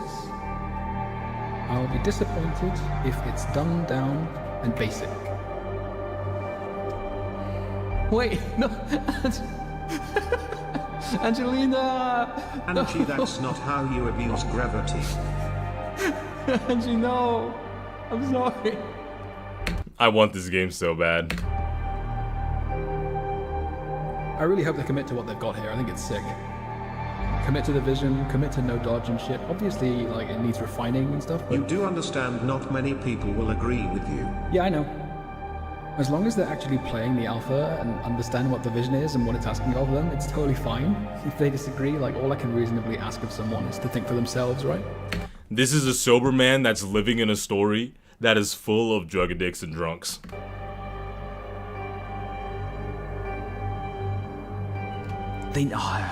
He said, no, you want the story to be your canon. I can't fucking wait for this game's full release, man. This is a technical alpha. It's like a really bare bones version of this game, and it's already like, I've just been unable to put it down. Just actually insane. I'm so excited, dude. I can't wait. It feels a little weird. Wait, you think this is Ryuku? This is not Ryuku Sensei? Nothing against Ryu. No, this is not Ryuku Sensei, is it? No, it's not. It's some dude named Torbjorn. I'm gonna call him Torbjorn. This is a really good video. I knew I wasn't bugging. Like, I knew that he sounded almost exactly like Ryuku. Like, yeah, exactly. He sounded just like Ryuku Sensei. Like I knew, like, fucking Torbjorn, like, fucking, weird to talk about it this way, because it was literally only a year ago. Yeah, it does. I know, it sounds like him. Because I need to express how it made me feel. I had so much optimism for what the game could be. But now that optimism is becoming silent lamentation. If Enfield continues on the path it's currently on, every gacha developer with an eye on this game will see the trend. Originality is overrated, and the path to success lies in imitation. The men in suits will take notice, and unique, interesting ideas with oceans of potential will not even see the light of sunrise. Enfield is a dying canary in a coal mine. That canary may not be dead yet, but I am not at all convinced Hypergriff is interested in saving it. What could have been the harbinger of a golden age could instead doom itself to be the death knell of gacha games.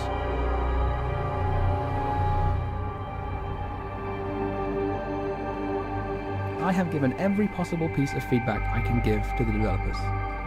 And so I have done all that I can to convince them to remain faithful to the vision they clearly had. For now, I can only hope the decisions which need to be made will be made by those who are just as enchanted with that vision as I am. And I won't be left wondering what could have been.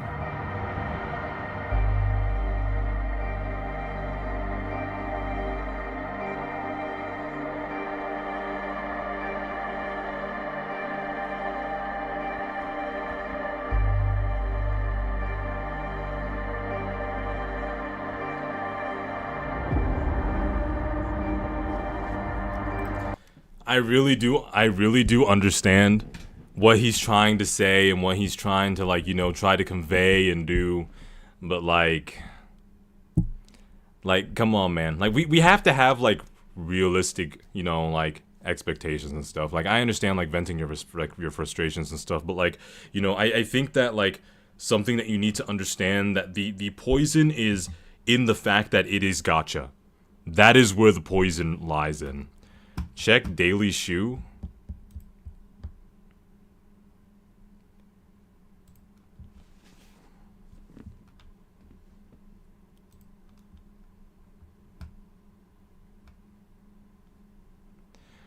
Oh yeah, I know about this, the runner else 2 stuff. Yeah, I'm not playing any I'm not really downloading any games on this new PC for a little bit. I only downloaded the essentials that I needed.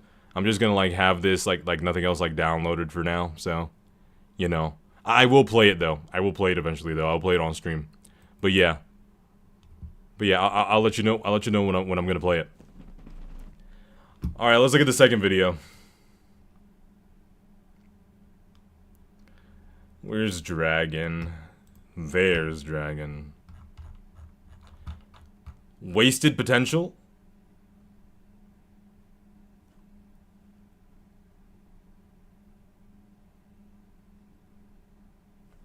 We already watched Wasted Potential, right? You don't want to learn?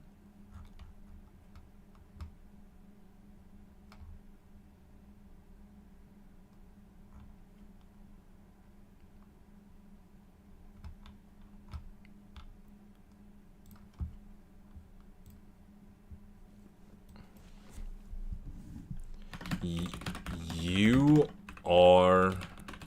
What the fuck? I can't type. You are the problem with Arknights. I'm gonna search it up. I'm gonna search it up so that I can give him that. Oh, somebody searched up your video, dog. He got like some pretty cool looking thumbnails. Oh, these are the only 2 actually. Never mind. Wait, this is just somebody reacting. It is just somebody. Okay. All right, let's see.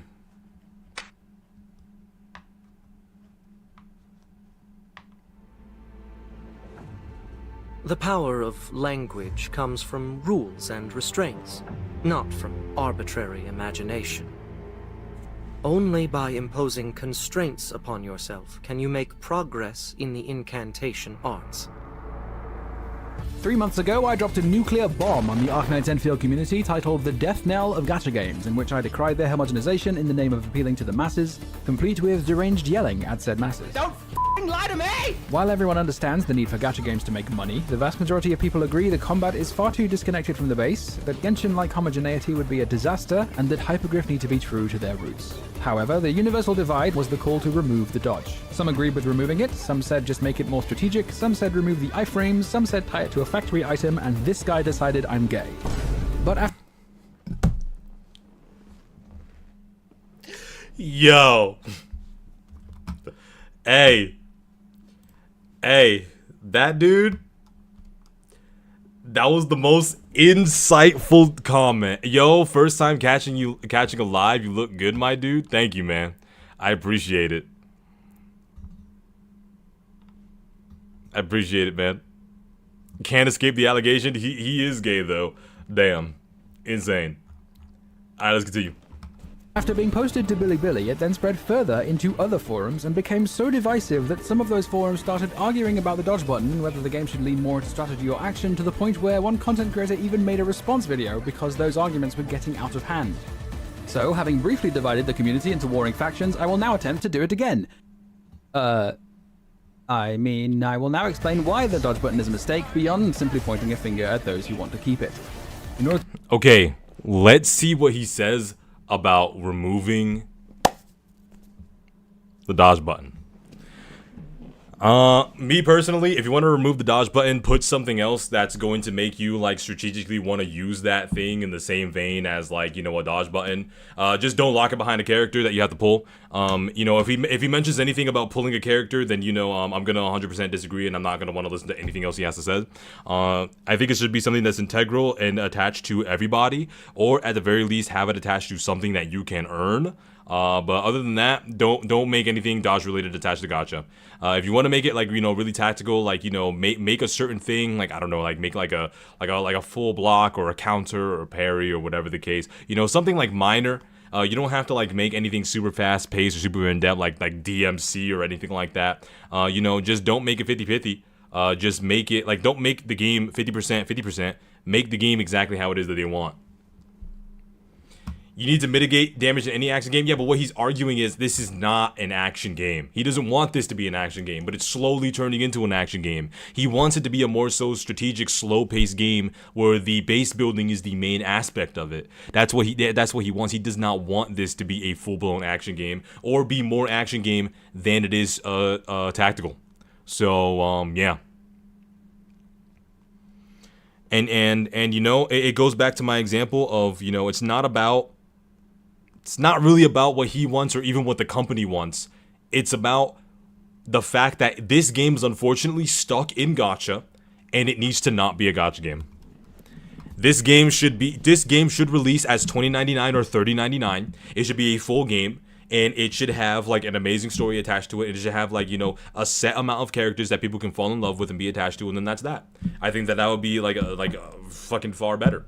Or if anything, fucking, you know, like take this kind of formula, I don't fucking know, like make anything other than attaching like gambling to it. Because as soon as you attach gambling to it, 9 times out of 10 you're gonna have something bad. I'd rather have it be free. I hate spamming. A lot of people. This is the thing. This is what I always talk to Devil about whenever I bring up gacha games. Gacha games are gonna rule the world because not only are they the most easy accessible, like not only are they the most easily accessible games, but they also have an addiction factor attached to it, and people get parasocial. It is what it is, unfortunately, and it's a major mistake that these amazing games that are coming out, they have gambling attached to it.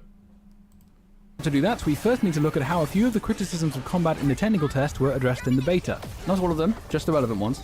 This will be brief. The most common complaint was the slow pace and long downtime, which was addressed by what is essentially a total rework of the combat loop. Two of the most noticeable changes are the bullet time targeting being removed in favor of a lock-on system, and healing items being used automatically with per operator cooldowns instead of having to bring up a sub-menu to choose who to heal. Previously, it was only limited by one operator at a time getting the heal with one cooldown for the squad, but now that it's automatic per operator, there's a limited number of charges on it while in battle. Perhaps the most important change, though, is the way skills work. That is, instead of each skill having an individual cooldown with the set number of uses required to charge your ultimate, skills now have no cooldowns at all and instead use a shared bar of SP, and you have to decide which character gets to use the SP you have. There is also the addition of combo skills, and being able to trigger each operator's combo skill is the key to building good teams and the easiest way to get a general idea of how someone is meant to be used. Plus, there was the issue of guaranteed attacks, which was addressed with the dodge button. Combine all these changes and the pacing of combat feels much faster. Right, now, where can we see how players felt about the... Oh. Players were clearly happy with some changes, considering all the praise and comparing it to the tech test, but nonetheless they were still not satisfied with the dodge, and they were not satisfied with the rate of SP generation. But unfortunately, much as they might insist otherwise, these complaints about dodges and SP are misguided, because dodging is not the root cause. As someone who likes action games, if this ends up becoming a full-blown action game, then I will be playing it a lot. I'm still going to be playing it a lot, even if it doesn't end up going full-blown action game, because one of the things that I really liked is that everybody was out at the same time, and, you know, the base building was something that I thought was very interesting, but, you know, if they end up sticking with their guns, and, you know, they end up, like, going with the vision that they originally wanted, which I don't know if they will, then, you know, I'm still going to play it, I'm still going to enjoy it, and then when I want that, you know, fast-paced action combat fix, then I'm going to go ahead and I'm going to play a fast-paced action combat game. But I think that it's a major mistake to try and create a very in-depth tactical game as a gacha game. I think that is a very huge mistake. Just make it a regular game. Because I'm going to be real, in comparison to all of the other strategy games that I have ever played, you will never hear me say, I'd rather play Hunky Star Whale or Gale's Frontline 2 over Baldur's Gate 3. You will never hear me say that, because why would I ever pick up Honkai Star Rail or Girls Frontline over Baldur's Gate 3, or even Baldur's Gate 2, or even Baldur's Gate 1, or even Divinity Original Sin, or even Divinity Original Sin 2, and I have those games. Well, I have Baldur's Gate 3 and I have Divinity Original Sin 1 and 2. I'm just not, and I think it's a mistake to try, like, This is the thing that they hook you in with. They make these really deep stuff. They make all these deep things, and then they make it into a gacha game. And then after a while of it being out, it just becomes like unbalanced slop after a while. And then they end up changing the formula that people originally fell in love with when you make it into, when you have it in your beta or your alpha. And then when it gets changed, people get upset. And it's a huge mistake making these in-depth games as gacha games. You will never hear me say, I'm going to play Genshin Impact, when I literally am in the mood to play like a super story-driven game. I will never play Genshin Impact over any story-driven game, ever. Ever. Like, holy shit.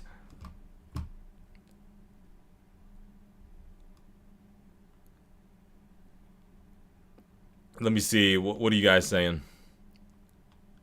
Here we go.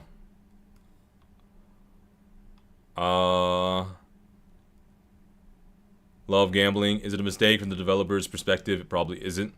I hate gambling, so I just don't like gacha games. I like how you add a T for some reason. They have made 2 full games in the past, but the issue is Chinese devs always do gacha and are good at making said games. I do think it'd be funny. It'd be a funny thing to experiment with a gacha that you can turn the gacha off. That would be a horrible game that nobody would like. And people normalize it with jokes. I like playing gacha games because I like playing free games. Yeah, you know, you don't like playing gacha games, you like playing free games. See, I say that, but then I end up spending more on them than I would for a AAA game anyway. But personally, I don't spend money on them. I'll rather get a full game. Precisely. Good editing there? Oh yeah, amazing editing. That's how they get you. I'd rather pay for a full experience than a full-baked release with gambling in it. Base building is amazing. I love base building. Probably going to be half-baked. I like base building like how Fallout was. Dragon Age Origins. I love the Dragon Age series. See, you say that, but I haven't finished Expedition 33 yet because of gacha games. I'm going to kill myself. See, but that's your addiction problem. That's not a Expedition 33 problem. Dragon Age Origins was peak. Not every... Yeah, I already read that. Now I want to replay Dragon Age Origins again. Of the issue. It is virtually impossible to discuss dodging in video games without someone at some point bringing up Dark Souls and endless comparisons to the gold. Dark Souls is the gold. Dark Souls. I like the Dark Souls series. I like Dark Souls 3. I like Sekiro. I like Bloodborne, and I like Elden Ring. Those are my favorite games that I could dodge in. Yeah, I'm gonna be honest, dodging in these games are like, you know, really useful, but like, I fucking hate how basic the dodging is. Like, what do you mean that I could just double dodge through like a dragon's flame and nothing will happen even though I'm clearly inside the fire? You know? Souls-likes can get rather tiring, but in our case, we have good reason to. Lowlight, the creator of Arknights himself, is known to be a huge fan of Elden Ring, and he has already confirmed the existence of references to it in Enfield. So let's examine the role of dodging in Enfield by first seeing what we can learn from Elden Ring. From Software are known for their enemy and boss designs for a reason. Enemies hit hard and you are expected to die repeatedly. The game provides you with several ways to mitigate that damage. Armor and shields are abundant, vigor increases your HP, etc. However, the ultimate form of damage mitigation would of course be total invincibility, and Yeah, I'm not gonna lie, bro, you suck. Oh look, how convenient. Dodge rolls provide an accessible and unlimited supply of short windows of invincibility known as iframes. However, there are two important What did he just say? supply and oh look, how convenient. Dodge rolls provide an accessible and unlimited supply. Did he just say an accessible and unlimited supply of iframes? Did bro really just say that? Bro has never gotten fucking comboed so hard that he's just spamming dodge and like the RNG of the combos is insane and he runs out of stamina and he can't dodge anymore. All right, I'll let him finish. He better be like, "Oh, it's not unlimited iframes, my bad." Of short windows of invincibility known as iframes. However, there are two important things to remember here.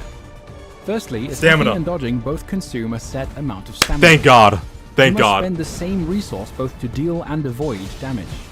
And secondly, in essence, you cannot cancel the animations for either of them, leaving you vulnerable to their duration. As a result, you need to restrain yourself from dodging or attacking impulsively because the game is designed from the ground up to punish you for doing so. Delayed attacks and frame traps teach you to dodge sparingly and with intention, and one of the key challenges presented by the fast pacing of endgame bosses is pushing the limits of your stamina management. Yo, he fights Melania just like me. I fight Melania naked, dog. Commitment. If you were able to cancel attacking and dodging animations, that commitment would disappear and the game's skill expression would become a matter of optimizing those animation cancels. That might be okay in other games when the creators intend it, but a fundamental part of Elden Ring's identity is not just difficulty, but discipline. I love fucking no-hitting Melania. Commitment of your actions, that identity would be compromised. It is precisely because the game presents you with such challenges that you are rewarded with those moments of unbridled ecstasy in overcoming them. Come on. What? Yes! Let's fucking go! Let's fucking go! Holy shit, that was... Now let's compare what we've learned from Elden Ring with combat in Arknight's Enfield. If his point is that Enfield should play like Elden Ring, an example, more strategic, he's coping hard, it's a mobile game, and has to be playable on a touchscreen. Let's see what point he goes into. While the goal of an attack in Elden Ring is purely to deal damage, in Enfield some of the first things the game teaches you in the tutorials are that your basic attacks deal very little damage compared to skills, skill points regenerate very slowly, and the last hit in your basic attack sequence, the final strike, will restore SP. The game is telling us that SP purposefully regenerates slowly because it's your job as the player to obtain more of it. In other words, basic attacks are not meant purely for dealing damage, they are primarily a step in the process of dealing damage. You use basic attacks to get SP with the final strike, which you then use to cast a skill which deals considerably more damage, which then triggers a chain of combo skills. You get the picture. Several combo skills are also triggered by a final strike, which is why you don't get SP from each individual normal attack, because it would make those combo skills very inefficient compared to those that aren't. Now, if you only have 1 bar of SP and you use it on a random skill that doesn't enable any combos or elemental inflictions, you'll then be left without much to do besides going and getting more SP. Consider also the example of Aviwenna. Her combo skill and her ultimate will place thunderbolts in the ground, and then with her battle skill, she retrieves those thunderbolts, dealing electric damage to everything in their path. But if you just use the skill aimlessly, all she does is a little jump and spin, which totally wastes the SP. Furthermore, consider the technical test's bullet time targeting, where every single skill cast forced you to make a decision because it was a 2-step process of selecting a skill and deciding a direction. I really like that. Both versions of the game are asking of you. I really like that. Enfield is trying to discourage carelessness while encouraging discipline and intent. And you can see that design goal throughout the game.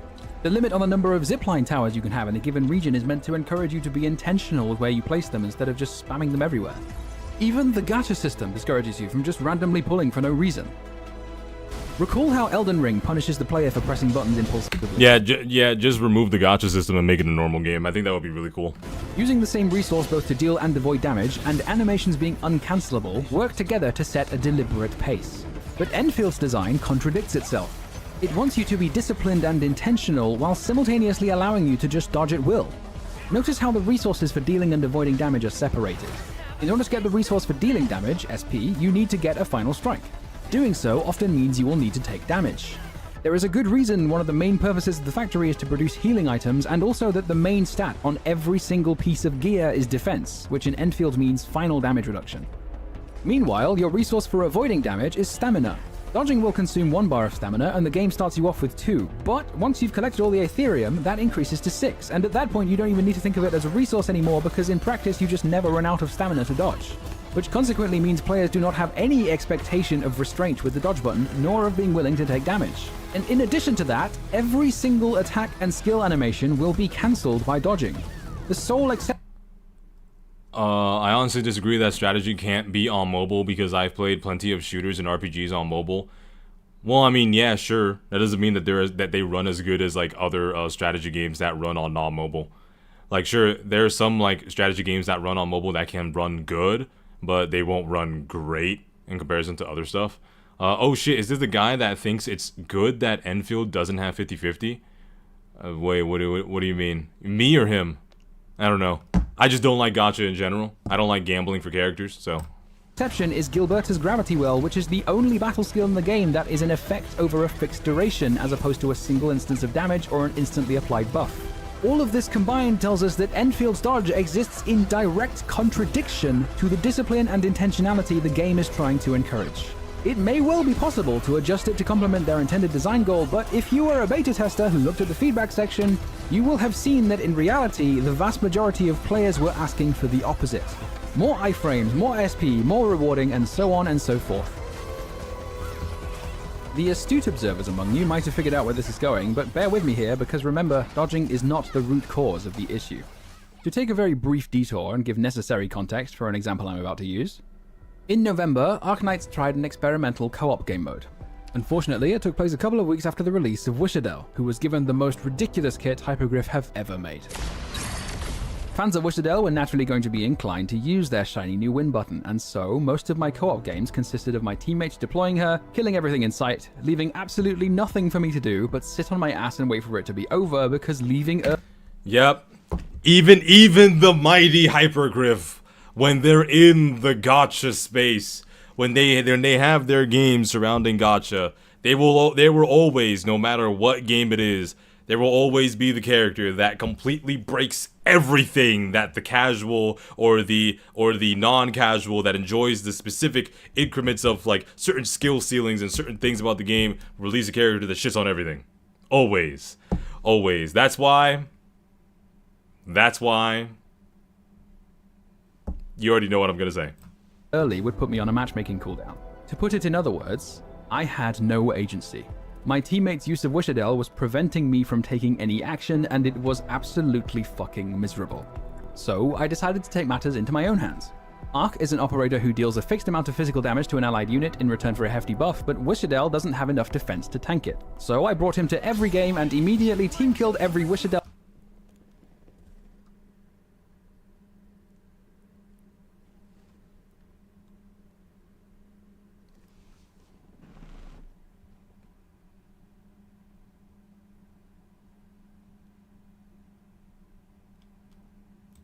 I came across so that I could actually enjoy playing the co-op mode together with my teammate. So numerous were my Ark team kills that I decided to have a bit of fun with it by writing a song. I'm taking matters into my own hands. This is my villain Ark. If none of you will let me play the game, I'll keep deploying Ark behind your dear beloved waifu Wishadel before I cast durian-flavored Stimpack resolutely up her ass. Plenty of people were delighted with my mischievous musical merriment, including some Wishadel users themselves, as opposed to the Arknights subreddit, which banned me for 4 entire months. But while I will freely admit that yes, I was being a little bit insensitive, there were some comments on both the video and the Reddit post which elucidated a common point of view among those who were offended by it. Nearly all of them said something along the lines of, what if I don't care about the event?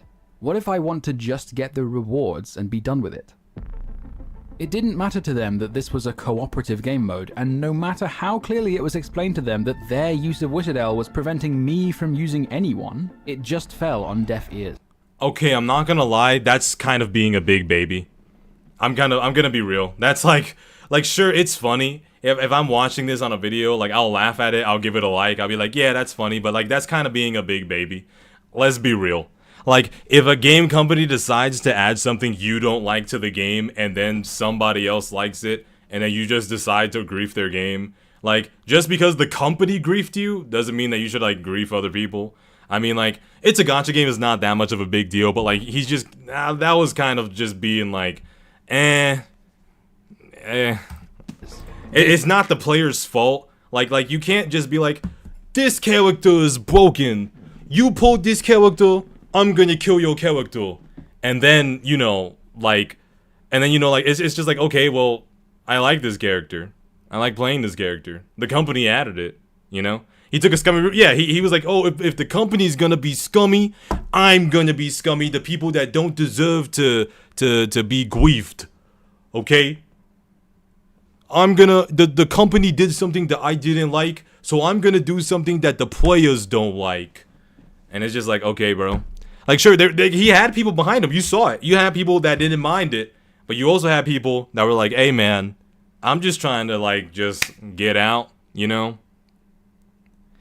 I'm just like, I understand that the company made you mad, and, like, the reason why, like, I don't think it's a big deal is because, like, you know, like I said, it's just, you know, a side game. It's not a serious game. It's not a game meant to be taken seriously, but, like, I mean, that's just how some people will take it. So just because the company did something you didn't like doesn't mean, like, you know, fuck your character.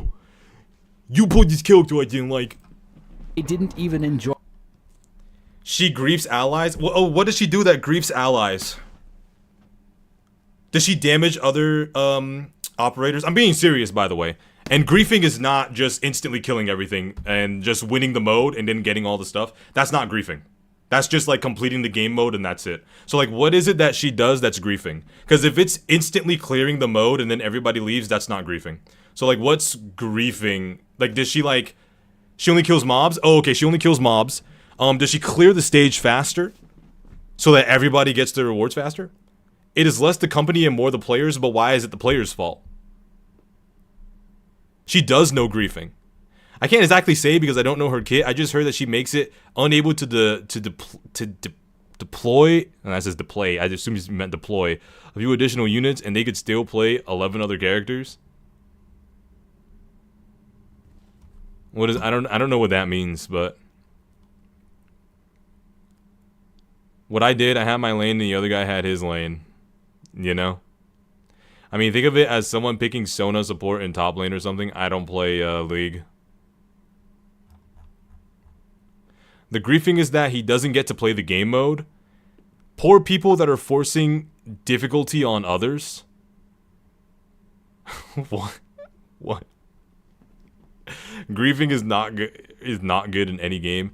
Well, the reason why I don't think it's the player's fault is because like you all okay, so this is the thing. This is the reality of it. Like this is literally just straight up the reality of it. Okay? Like you guys really need to listen to this because this is true. This is not something that's refutable.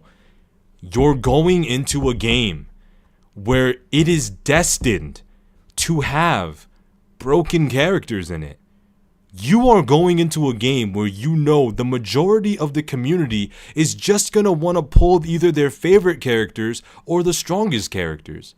And you're gonna put the blame on the players that have willingly, just like you, that have willingly walked into a game where you know it is inevitable that you're going to end up bumping into broken characters.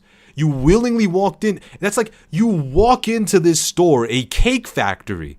Everybody knows that they're going to be eating cake, right? But they release this super omega cake that everybody keeps ordering. And since not a lot of people is ordering another flavor, they end up discontinuing the flavor because there's no point in buying the ingredients anymore for that flavor. And now whenever it is that you go out into that store, you end up slamming your hand into the expensive cake that a lot of people like, and it gets destroyed, you know? So I don't really understand, you know? They basically enter the game mode and just keep watching for 3 to 5 minutes. Okay. Enjoy the game, they just wanted the rewards that came after it, with zero consideration of how their actions might affect their teammates' experience. Now think about some of the complaints from the beta for a moment. Remember all those seemingly random requests for open world mechanics like wall climbing and grappling hooks and stuff? They must be aware that a major part of the game is relaying power and building your own zip lines, right? The inspiration from Death Stranding should be pretty obvious. You get to choose where the ziplines go, but you have to set them up yourself. You can't just have them without building them. But all those requests for random open world shit exist because whether you realize it or not, you're asking for exactly that. You want what the ziplines provide without the responsibility of building them yourself. Importing mechanics like grappling hooks and wall running and flying or whatever simply wouldn't work. I hope to God that they keep it to where you could just put the grappling thing anywhere you want and create your own web of grappling hooks. That would be so cool. The game is fundamentally not designed like that. It would completely trivialize every single terrain obstacle, and you'd then be left wondering why the world feels so much smaller. Because that constraint is not an oversight or a shortcoming, it is deliberate. Looking back to those earlier complaints from the beta about SP and dodging, if you're performing final strikes, getting SP is very simple, or you can just use Arc-like to make it easier. But the player is insisting on dodging even when the game is punishing them for doing so carelessly. And instead of making that connection and deciding not to dodge, they are just asking for more SP and easier dodges. You may have noticed a pattern here. At first, the root of the problem appears to be that gacha players do not want their actions to matter. Except, that's not actually the full picture. Plenty of gacha gamers are perfectly willing to accept those design goals in other games. It's not as if they're all just unteachable and refuse to take responsibility for their actions in every part of life. But it seems to be near universal when they're playing gacha games. And that is where the real root of the problem lies. Gacha gamers have been taught their actions won't matter. And therefore, gacha gamers have come to expect their actions will not matter. The complaints from beta testers all stem from this root cause. Dodging when it's a bad move led to consequences, but your expectations are that dodging is never the wrong move. Pulling impulsively is always a bad decision, but because the rate of guarantee carries over in MiHoYo games, your expectations are that doing so doesn't usually make a difference. Setting up your own ziplines is a major part of the game, and not setting them up means you'll be walking everywhere, but your expectations are that of already having a plethora of locations to teleport to and of being able to fly around at will. Arknight's Enfield's dodge button currently means deciding whether or not to dodge matters, but we saw earlier that players do not have any expectation of restraint because the stamina basically never runs out and the dodge lacks commitment. The commitment in the example of Elden Ring means you're punished for acting carelessly, and Elden Ring is known for that. Discipline is expected. Gacha games, on the other hand, are the opposite. They are known for having very few consequences. So when they introduce a consequence to something players aren't used to facing consequences for, it subverts their expectations of the game. The problem with gacha gamers is not a problem of commitment. The problem is that instead of reevaluating what their expectations are, they simply ask for the game to better match their expectations by removing those consequences. With Elden Ring, we saw that restraints on your agency create risk and reward, but when my co-op teammate prevented me from contributing, we saw that zero agency just creates frustration. The problem with the technical test was not the lack of a dodge, the problem was the lack of any agency in reacting to those attacks. Dodging is not the only solution to that lack of agency, but it is a popular one, which is why there were so many calls to implement it. But now with the beta, the problem is that dodging exists in contradiction to the discipline and intent they want to encourage. There are various solutions you could try to make the dodge actually complement the combat system, like basic attacks slowly reducing your stamina and only recharging it once you stop attacking, but that wouldn't solve the issue because dodging would still interrupt your basic attack sequence, so you'd still need to take damage to get SP, so gacha players would still complain. And if dodging didn't reset the sequence, combat would simply be reduced to a matter of optimizing animation cancels and memorizing optimal rotations, and the game's identity is compromised. So I'm gonna be real here. I'm gonna be completely real here. I think that if you add flying to an open world game, that is perfectly fine. But I also think that a proper way to go about it is to basically unlock certain things, certain areas for you to unlock the ability to fly. Because when you have an open world game and especially when you're doing a quest where you have to constantly go back and forth, obviously I would much prefer to fly and like view the world from above. And if the world is designed well enough, or if the world makes it to where I feel curious enough and inclined enough to want to actually interact with the world, where it looks wonderful enough to the point where it's like, I don't really want to fly, then I think that that's where an open world game succeeds, when you have the ability to fly around. So like when I fly around Septimont, for example, when I'm playing Wuthering Waves, I see a lot of places where I'm like, hold on, I gotta land and I gotta explore this place. And so I really think that like that's perfect. Like I think that if you make your world good enough and have enough like whimsical stuff about it to the point where the player consciously makes a decision where they want to stop flying, but you're keeping the flying there so that you can make things just easier in order to do things like, you know, boring quests and stuff like that. I think that that is what is really, really good. So I think that it's only positive. Yeah, but that's the problem with like a lot of open world games is like you know, there are certain points like from one point to another is just like super big anyway. So like flying is like really cool because like come on guys, let's be honest. Like are you really gonna like, cuz even when I'm playing Cyberpunk 2077, I've seen Night City countless times and I have driven back and forth through all these places and I don't feel like driving back and forth between the same world, between the same streets. I don't feel like doing any of that. Hold on, I'm getting a phone call.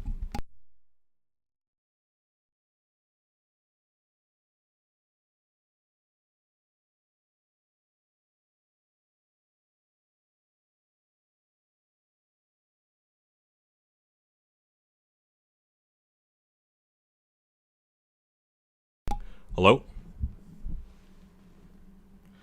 But yeah, I really do think that the flying is not a negative. I think it's only a negative if your world does not have the attention grabbing that it needs to have for a player to consciously want to explore it. I'm gonna be real.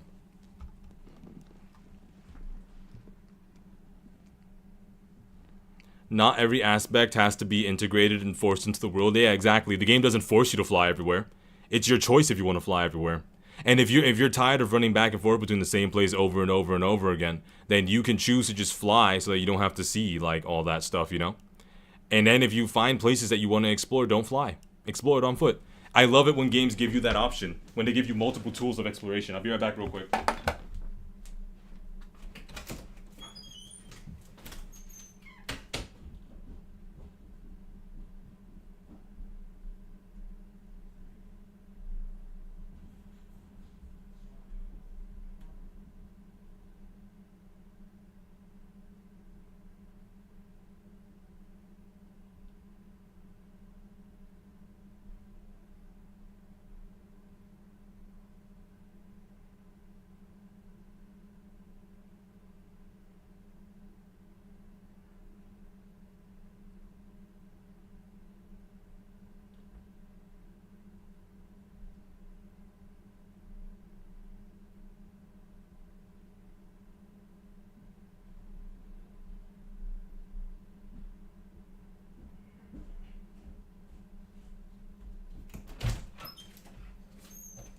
Okay, I'm back, boys. I'm back. All right, let's see. What are you guys talking about? Well, what if we put flying into Skyrim or Elden Ring? Do you think that it would make the game better? Let's see. Okay, so let me answer this. Well, what if we put flying in Skyrim or Elden Ring? Do you think that would make the game better? No, because Skyrim's map isn't so like the game. Okay, hold up. Let me get my breath because I ran downstairs. Had to do something for my dog. I think I ran downstairs and ran back upstairs. Okay. So, this is the thing about Skyrim and Wuthering Waves. Wuthering Waves is built for you to see things in pretty great detail from far away. Skyrim is based purely for the fact that you have to travel on foot, but this is the thing about that Skyrim does. You don't need to fly in Skyrim, because once you make it to those locations, there are hundreds of places you could teleport. You could teleport anywhere in Skyrim. As long as you have it explored, you can teleport there. And you can use horse riding to fast travel, like 100 or 200 gold, in order to get to places that you have not explored, get to the major cities you have not explored. Skyrim is specifically built for you to travel on foot and then teleport around the map. That is why people don't complain about running back and forth in certain places in Skyrim, because they don't do that. They teleport after they explore certain areas. There are even people that play, most of the players that play on PC, they have the mod where everywhere is already unlocked and they can fast travel anywhere they want. Wuthering Waves and Skyrim's exploration is incomparable because they're both made specifically to target a specific itch that a player has. They both run their open world differently. So that's why saying like, oh, would adding flying to Skyrim make it better? Because it wouldn't make it better because there's already systems in place made specifically for that game to make it well. The thing I love about open world is how do I get there? I explore to get there. I've never felt the same in Wuthering Waves because you can easily get there. Well, yeah, I mean like Wuthering Waves because the game is built for you to easily get to those places. And as long as they create places like Septimont where you feel inclined to want to explore, because if you look at certain places in Septimont and you're like, I don't want to explore that, then that's a you problem. That's not a game problem. The game was designed without the idea of flying in mind. Yeah, exactly. You just answered your own question, Dilo. Why did you?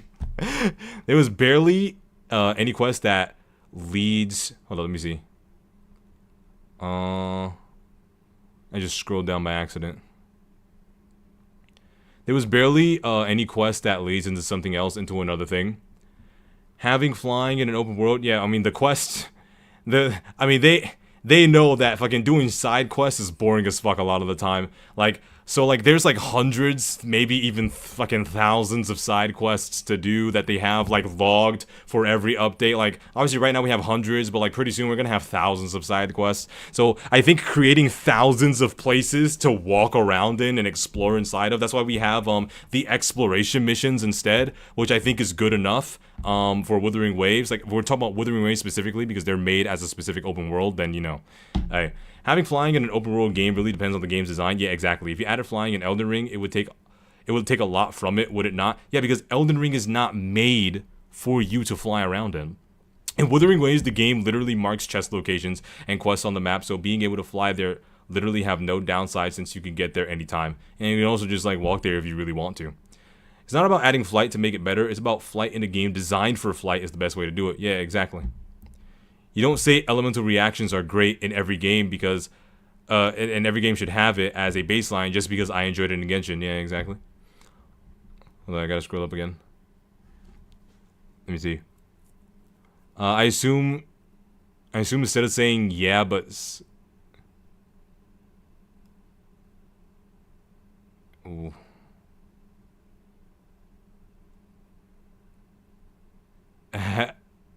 Yeah, but I assume you meant Enfield. Wait, did you mean Enfield? I assume you meant Enfield. Yeah, but Skyrim is 100 times bigger than Enfield. I assume you meant Enfield. Enfield map is not that big, so having a zip line and going back and forth is a big part of the game design. But why are we talking about flight for Enfield? It's not built for even jumping. Like, how would you fly? It's a different experience. Zip lines. Yeah, we're talking about flight for like Wuthering Waves and like other open world games. Enfield's not an open world game, so applying flying to Enfield is not something that was even in the cards for the conversation. It's not really an open world game. The call to remove the dodge is not a call to bring back the guaranteed attack to the technical test, it is a call to change what that agency looks like. It doesn't need to be a reflexive dodge or parry button. Removing the dodge is an immediate way to force the player to reevaluate their expectations from the very start. Because if the controls and inputs do not let you dodge impulsively, then you have to reconsider how you're going to mitigate damage, which forces you to appropriately adjust your expectations of the game. That response video from Billy I mentioned at the start of the video makes a very good point related to this problem of expectations. 在我看来啊，相比于优化闪避的呼声，要求蓝图的声音可能还要更大。这些人可不会在要求蓝图的言论中拿那几个游戏给自己逃盾。抄作业比起亲力亲为的闪避，才是最快捷、迅速删除掉一个玩法乐趣的东西吧？那为什么有那么多人对蓝图抄作业有需求？就是因为许多人他就是抱着吃快餐的心态去玩 gacha 的。 He's absolutely right in saying that blueprints would be an atrocious idea, and if they'd been present in the beta, the death knell that guy would gets be it. sunshine and rainbows compared to the doom posting I'd be doing in that timeline. But what I think his point of view misses is the fact that with Arknights, Hypergriff have been consistently reluctant to add any features that could be considered as the game playing itself or making decisions for you. It has never once had an autoplay button. You have to choose where to deploy your operators and when to activate their skills yourself, and only then do you get to auto-deploy. Likewise, in Enfield, their way of addressing the complaints about the factory was not to add blueprints, but instead to add loads of tutorials and a more intuitive top-down interface.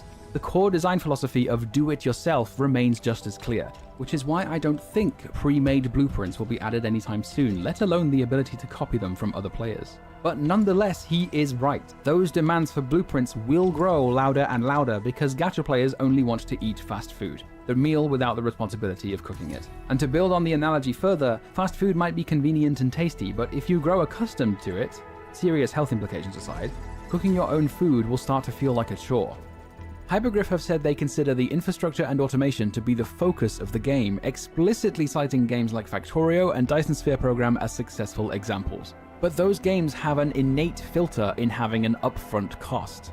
Free-to-play gacha games do not have that barrier to entry, and they are surrounded by this bizarre culture of people playing multiple games they may not even like playing, while simultaneously demanding those games make it easier for them to maintain their account. In my years of playing Arknights, I have seen what Hypergriff can cook. They are not afraid to experiment, but it would be delusional to say they have never faltered before. If the game wants gacha players to enjoy the base, they need to change their expectations of the game, and they will not do that unless the game forces them to. If anyone is capable... Let's also please try to remember, we cannot expect these games to follow certain, like I know, trust me, I know. Oh, but these games can be as good or as detailed as upfront cost games. These games can be a certain way. These games can be that way, but unless you're able to sway the masses of CN, JP, and NA all at the same time, they are going to stay fast food. Gacha games are just going to stay fast food. It is what it is, okay? We literally... We need to accept that. It's just fast food. Even if your favorite company cooks and like, oh, they're experimenting and this game mode was great and that was amazing. Oh, but this was a limited time game mode that was amazing. All that shit. It's just like, all right, I understand that. But please try to remember, it is not an upfront cost game. And literally, it's about what they're addicted to. It is what it is, okay? Of squaring this circle of sticking to their guns while maintaining mass appeal, it is Hypergriff. But accessibility must not undermine identity. Arknights Endfield advertises itself as a real-time 3D RPG with strategic elements, and in China as a 3D real-time strategy RPG. Personally, I just think the gameplay should lean more into that. After the technical test, I hoped it would be slow, calculated, and stubborn, but Hypergriff made it fast, impulsive, and forgiving. That doesn't mean I think games with dodging are bad. But I have seen other communities become jaded, only able to sit and watch the obliviating drift of their beloved games towards an audience that has never cared. I have watched longtime fans of Monster Hunter resent the direction of Monster Hunter Wilds, ditching the necessity of positioning, anticipation, and commitment in favor of hitting a piñata that barely fights back, removing so many of those decisions and just going straight to the outcome. Yeah, I'm not gonna lie, Monster Hunter Iceborne is better than Wilds. I'm just gonna be real here, guys. I'm gonna be completely real here. Monster Hunter Iceborne completely fucking clears Monster Hunter Wilds, okay? That's just my opinion. Because gamers don't understand why that decision was there in the first place.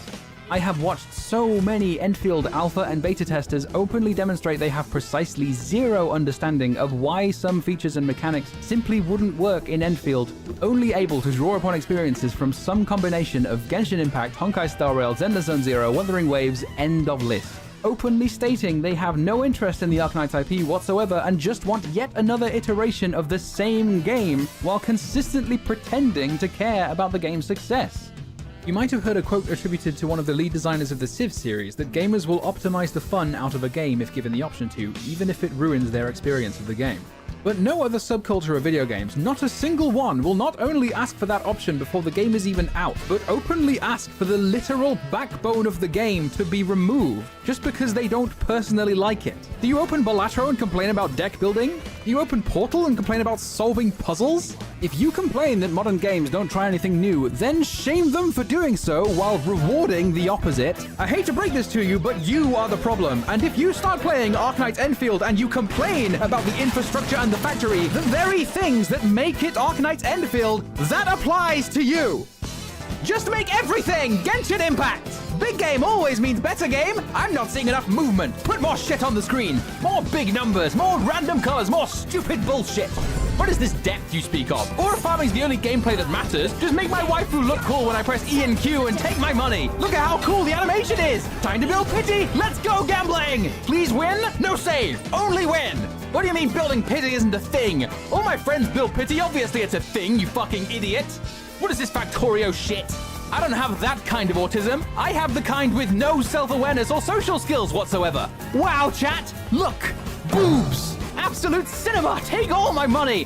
What do you mean they slightly reduced Nicole's boob size? What do you mean I can't see Cantarella's camel toe anymore? This is preposterous! The Chinese Communist Party won't let me masturbate! Video game? What the fuck is one of those? Just make it easier to maintain my account so I can continue to not play the games I've built my entire personality around. Gacha games should do nothing but compete for my attention by replacing every UI element with Subway Surfers and Family Guy funny moments because my childhood cognitive development died the moment my parents decided to raise me with a fucking iPad. Sorry about the attention span, take 3 big booms to make you feel better. Don't even give me a gacha game, just give me a virtual baby playmat instead, where I can hit random objects while shitting my pants and crying about anniversary rewards. Because if I'm totally honest with myself, that's all I really want. Not a handcrafted experience by passionate game designers or a fun challenge to overcome. I just want a distraction. Something to keep me occupied so I don't accidentally start contemplating my meaningless existence on this godforsaken earth. Now just take one moment to seriously ask yourself, who is more deranged here? Me for crashing out in a YouTube video for your entertainment, or you for logging into 50 billion gacha games every fucking day that you don't even like playing, while having the audacity to demand every single one of those games respects your time when you don't even respect your own? I don't want Arknight's Enfield to be filled with people who don't even want to play Arknight's Enfield!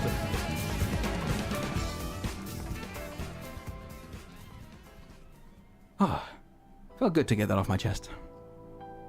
Now, I'm not gonna lie. As funny as that was, he is wrong to blame the players. It's the company's fault.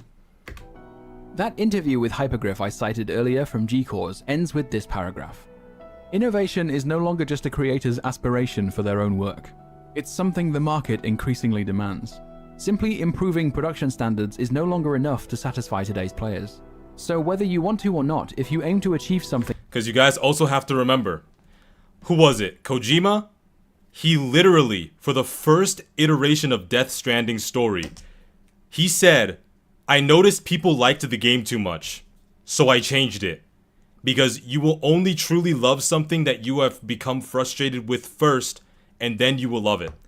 And I think that if these companies just stop making gacha games, and would go out of their way, and actually stick with their guns, not listen to what the community wants that they're demanding because they're addicted to what they want in the gacha space, I think that if they just go out of their way, make their own stuff, because look, he put Death Stranding and Elden Ring, 2 games that are not gacha games, heavily, wonderfully, masterfully crafted games, and they have sold millions, and people love it. I think that he's just mad at gacha. And I think that he's mad at what gacha does to people. That's what he's mad at. That's what he's actually frustrated with. And I think that he would be a lot happier if, like, you know, he somehow went into a timeline and he made it to where, oh, wow, look, there's no gacha element so that people don't get addicted. Holy shit, the parasocialism for this game is extremely low. Wow, I'm happy now because it's not a gacha game. Yeah, like, honestly, like, dude, it's like, brother man, I understand that you're upset with how gacha games are. Every gacha game he showed on the screen, all predatory. Every last one of them. Every single one. And they change for the worse the longer that they're alive. It's true. It's damn true. In Nikkei, I don't have to think about what skills that I want to do. I just put all of my most OP units that I magically got, and then boom. That's why I have it deleted. It's gone. I don't play it anymore because there's nothing to play. I eventually stopped playing gacha games when there's nothing to play anymore. Look at fucking Phenon in HSR. Why would I play HSR? I'll just look at art of him, and then boom, that's it. The game will just play. That's it. Why would I keep playing HSR if it's like that? Like, every gacha game is eventually going to go down a path where they release something or do something that people don't like. He actually plays other games more than gacha games. The only 2 gacha games he plays daily are Arknights and Reverse 1999. The rest he tried for a week or 2.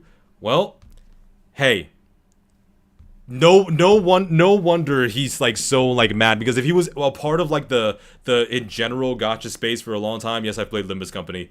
If he was a part of the in general gacha space for a long time, he was a long time like veteran or whatever in like the gacha world, which is just so fucking stupid, man. Then he would know that all the stuff that he's talking about unfortunately lies with the companies and what it is that they want to do. And they prey, and they're very predatory over people that are addicted and parasocial. That's just how it is. Like, dog. thing in the current I haven't played Limbus Company in months because they haven't released a character I like. market, you must create something that is uniquely yours. On paper, this sounds great. In their own words, they want to innovate and create something unique. But we must not judge merely based on words. We should be judging actions, because actions have consequences. When scores of gacha games... So based on that comment that I just read, Torbjorn here basically is a non-gacha player that's mad at regular gacha shit. Understandable. Who don't want good games and just want a babysitter are all now suddenly very excited about Enfield's new direction. I find that to be kind of alarming. So I voiced a dissenting opinion.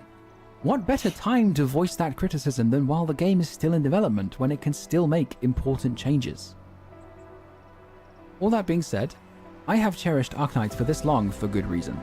I look forward to finding out what they've been doing since the beta, because if they make the right decisions before release, then on my life I will become the world's #1 hypergrifter. Full turboglaze, no brakes. I would be delighted to live in that timeline. But until then, I remain patient. When the servers open, I will be there no matter what.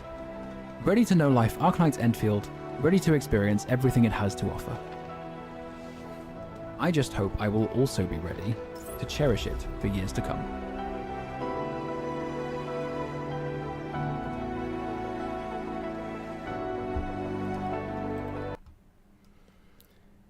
I really like his videos. They're really funny. And they're very well edited. And I feel like he's very articulate with his words, and I don't agree with a lot of the stuff that he says, but Torbjorn's got the right idea. Torbjorn's definitely got the right idea. Yeah, great vids. He has amazing videos. I like Torbjorn. You know, I'm gonna subscribe to Torbjorn. He doesn't know who I am. I don't care. It's okay. Nobody knows who I am, but I'm gonna subscribe to Torbjorn. But yeah. So, we were just finished talking about gacha games and how predatory they are. How about we play the ultimate gambling? Holy, dude.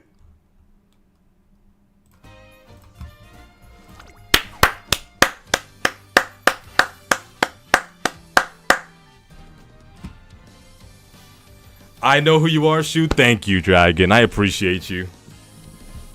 Horse game, yeah, I'm thinking about quitting every other game except for PGR and just play PGR and Umamusume. Distilled Kino, exactly. This is distilled Kino. Yo, brother man, have you seen the new Limbus ID? I think you'd like it. Let me open Limbus Company right now.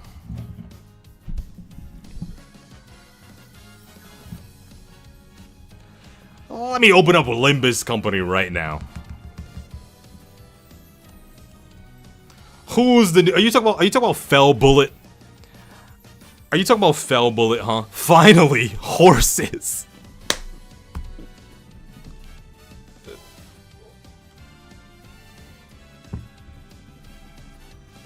Limbus designs are pretty peak. Let's see, who's his new character? Is it Fell Bullet? Yi Sang? Yeah, it's Fell Bullet. Yeah, he's cool. But like,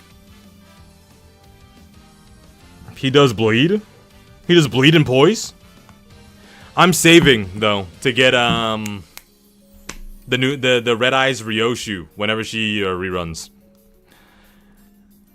This horse stream isn't getting horses, yeah, unfortunately. It's very unfortunate. You know what? Here, let me do this real quick.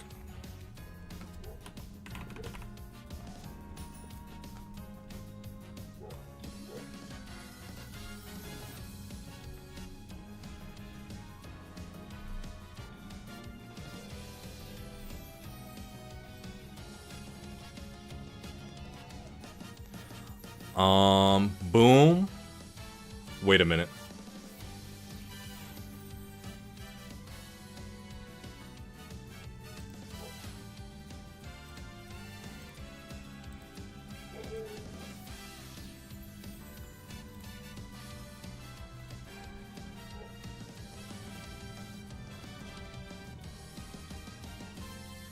Damn, never mind. It's okay. Yo, Shu, I just realized you didn't announce your stream on Discord. Oh shit, you're right, I didn't. My bad. Slipped my mind. I'm used to other people doing it. Hey, so which one of my moms wants to be the new person that adds everybody whenever I post a video or whenever I start streaming? All you need to do is go to my channel, link my video, and post. Almost to 70k, nice.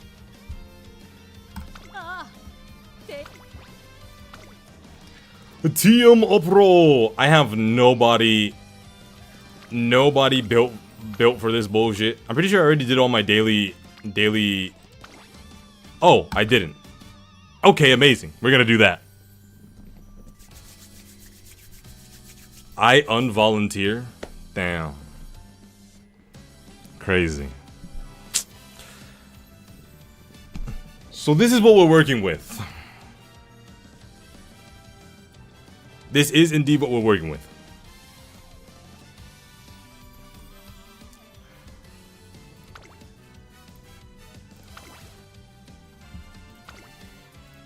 What does this give me?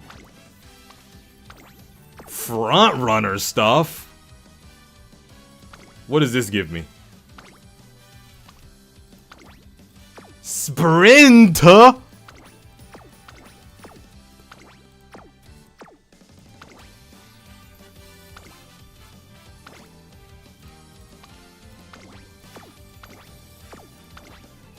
Medium pace chaser. We'll use this. Keeping it open, but I'm still on call, so hard to pay attention. Yeah, that's fine. Stop horsing around? Dog.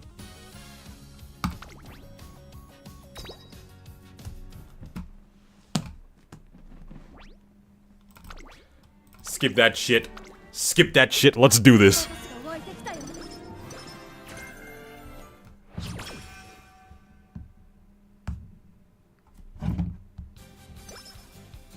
Okay. Off rip, already training the power. Amazing. Incredible. Okay, I need more speed. I need to work on my speed and stamina because for some reason my stamina always ends up lacking behind, so this time we're gonna actually pay attention to our stamina. Okay? But we need to make sure that we get our speed up.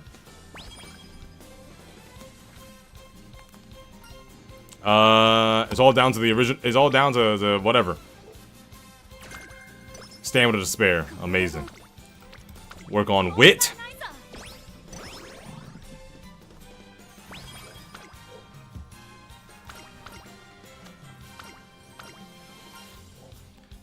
Okay. Let me bring this back up. An epic about a racing deity.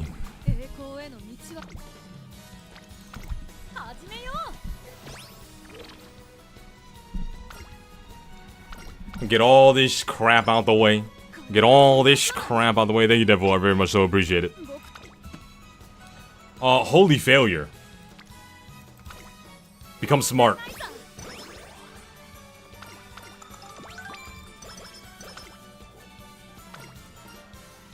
I'd like to see this handbook. Thank you, appreciate that. 41% failure. I should have rested. Fuck. Let's rest. It's okay.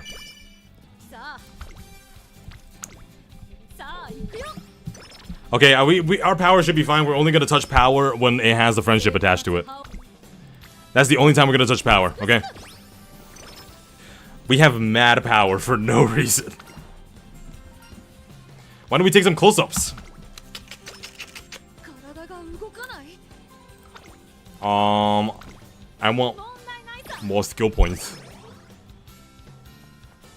And now we do recreation on the final day. Recreation. Amazing. Make some sunshine dolls to ward out the rain. Yeah, firm conditions.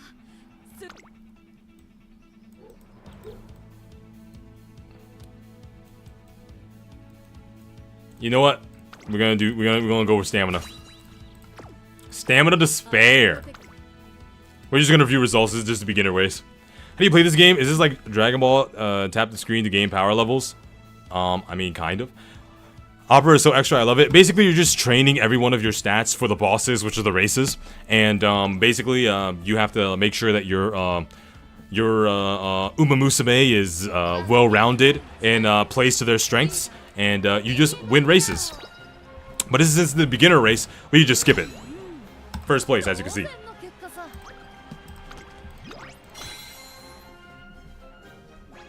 It's a roguelike. That's basically what it is. It's a roguelike. You fight bosses in the middle of everything. Of the middle of all the setups. Let's see, what race do we want to schedule? I'll always work to achieve your dreams. Thanks for that. Thanks for that. Let's see, center stage, please. What do we want to schedule? We're gonna schedule this race. Yep. More speed.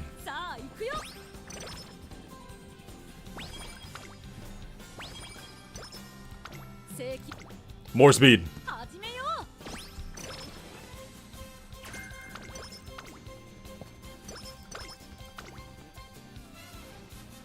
How close are we to the race? Is in 3 turns. Okay, we should be fine. No, I should've... It's okay. It's fine. Dude, our stamina's too low. Okay, we gotta start training our stamina. It's not funny. Yeah, let's get our speed to above 200 for this race. 27% failure? Wait, get practice perfect. That was tactical. That was tactical. Oh, I have a scheduled race today? Ooh, should we watch this race? Guys, should we watch this race or... The game is literally called Horse Girl? Yeah, it's called Umamusume Pretty Derby. Let's actually watch this race. I almost pressed view results, my bad. Who are you racing? A bot. Whoops. A bot. Oh, bots. Rice Shower? We should definitely be able to win this, no? I think we should definitely be able to win this.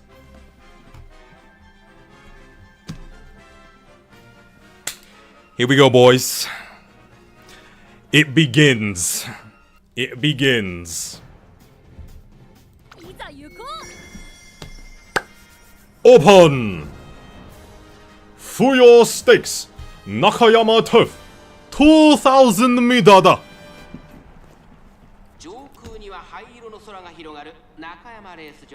Wait a minute, I just realized. What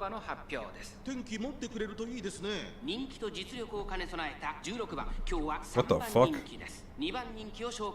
Holy shit. My band just came off. It's fine. The only thing I know about this game is the Bakshin. Let's see how she's looking. She's looking good. She's looking good.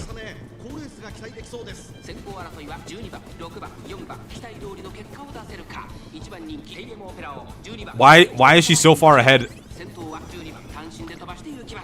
Wait, is she actually just gonna obliterate everybody in this race?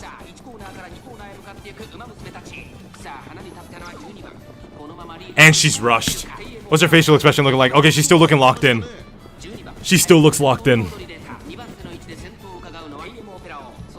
And clearly that lady's a front runner. Clearly.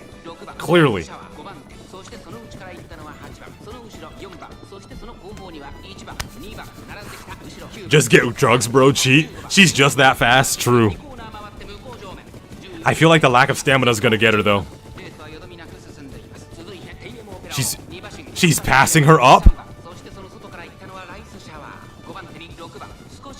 First place? Can't quite get it. Oh no, they're on a turn. Oh, she did get it.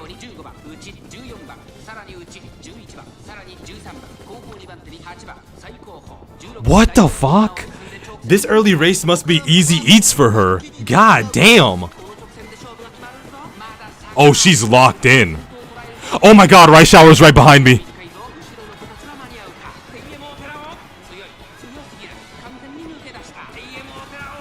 No, she's got this. No, she's got this. Yeah, she got it. Nothing to worry about. Nothing to worry about. Damn. That's what I'm talking about. That's what I'm talking about. Yup. Yes, sir. I think we're gonna get like a 1,900, maybe 2,000, because it was 1,600. We might get a bonus because we got first place. 2,200. I knew I wasn't bugging. Absolutely amazing. Absolute Umamusume. Bring out the fervor in that race. Let's see what other races we could do.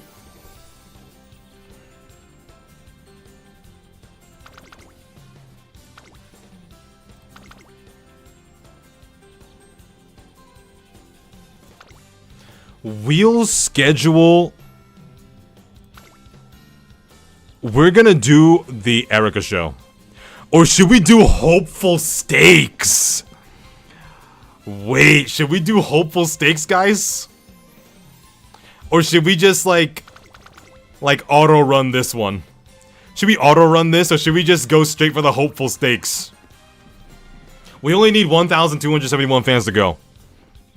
Hope Stakes? I'll schedule it.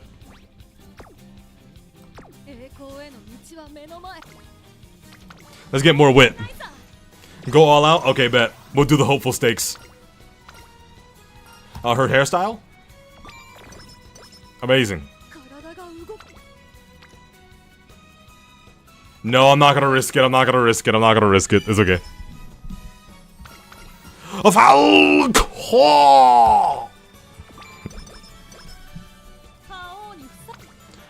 Okay, we need stamina. Unironically, we do need stamina. It's not even a joke. Here we ride! Stop this instant!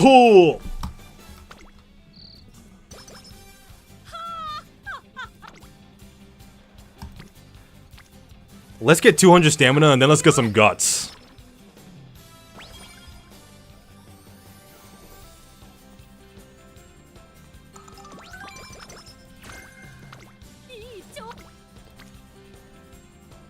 Yeah, let's get above 150 guts. Take a risk, bro. Gotta have balls. True. Here we go. The Hopeful Stakes. I wish we had 200 stamina, but that's okay. Let's see, what do we want? Do we want to fluster the pace chasers, or do we want more velocity on the straight? Do we want to fluster them pace chasers, or do we want more velocity on them straights?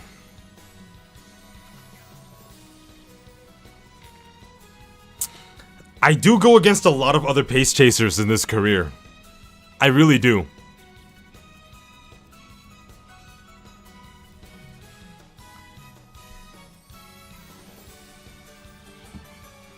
More velocity, huh? We'll get the red skills later on.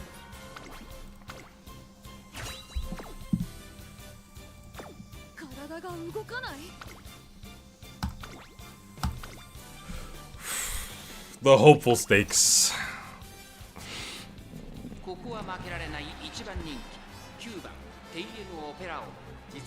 Who's in it? Bot. Agnes Tachyon. Bot.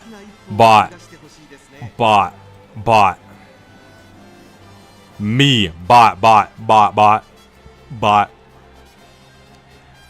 Oh shit, Admire is in it? Fucking Admire is in it, boys.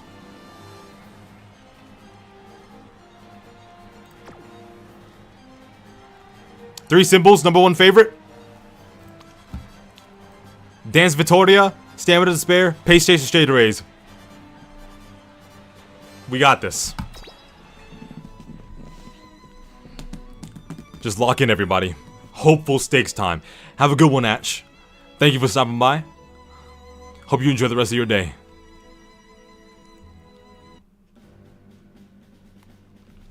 Okay, it's just the hopeful stakes. We got this, guys. We got this. Oh, I love the hopeful stakes. Look at that. It got the stars, the rainbow stars in it and everything. Oh, man. I can't let Vega win. We can't let Vega win. We leave it in TM Opera O's hands. We leave it in TM Opera O's hands. You got this, Opera. I'm not worried about her. That's the bitch I'm worried about. And I want her. They need to release her already. Come on. Come on. Come on. The aura farmer. The aura farmer of Umamusume.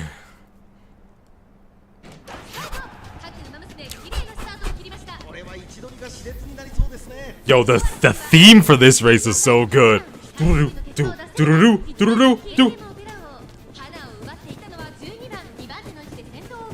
I'm not worried about this bot.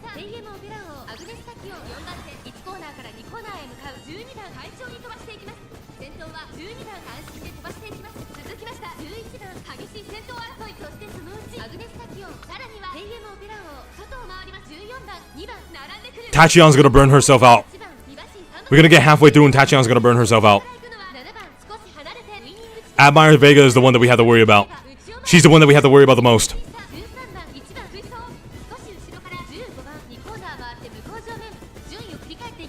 We're gonna go in third. Yeah, that one's slowing down. She's slowing down. We're gonna pass her. We're gonna pass her on the final turn. Yeah, she's not gonna be able to keep up this pace. Fucking admire Vega, dude! No! She's still looking good. She's pacing herself. She's passing?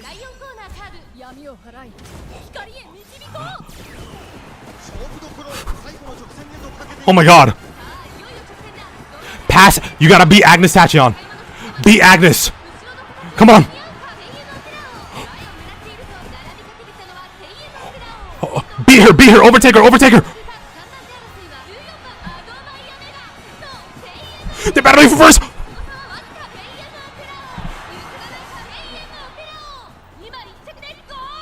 Oh, we won the hopeful stakes, boys.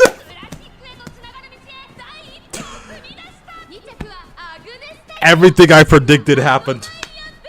Every single thing I predicted happened. Whew. Come on, Shoe Gang. Come on. Don't forget to look up the Shoe Gang. See if there's any positions in the club that you'll be able to join. Last I checked, we're at 30 out of 30. We might be at 27. We might be at 27 out of 30 right now. Join up the Shoe Gang. Win races for the Shoe Gang. Get the club placed. Okay, here we go.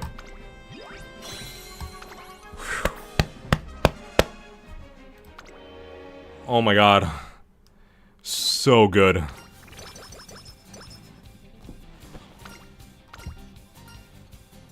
Let's take a bath on the roof of the school. There we go. Let's get more guts. Then we're gonna rest. Can I get this game on PC? Yes, you can get it on Steam.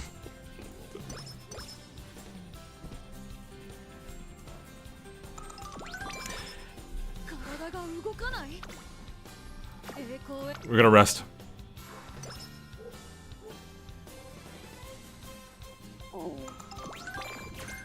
Deep breaths, that's fine. Get more speed and then we'll work on stamina.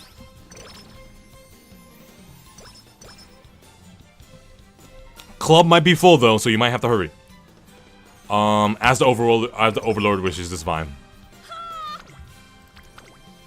No! It's fine.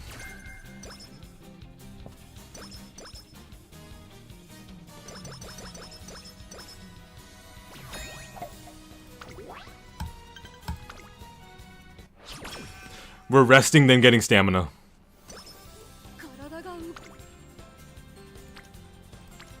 No, wait. We do wit, then we get stamina. I'm big brain. Watch.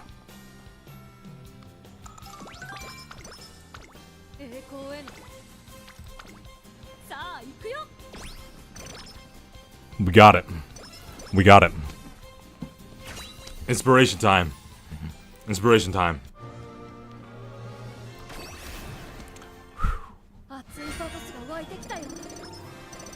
Okay, let's get skills. Let's get skills.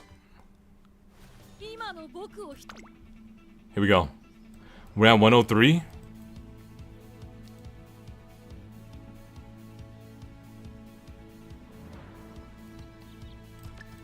Yeah, we'll do that. And get mad at it, so I'm gonna save myself the trouble. Yo, Devil, I'm telling you, this game is so much like fun. Like, it's so much more than people like originally thought. It's so fun. Okay, here we go. The Satsuki Show. Let's see if we can win the Satsuki Show. Okay, let's race. Okay. This is the one where Admire always beats me. I have only beaten Admire Vega once in the Satsuki Show. Only once. Let's see if I can do it.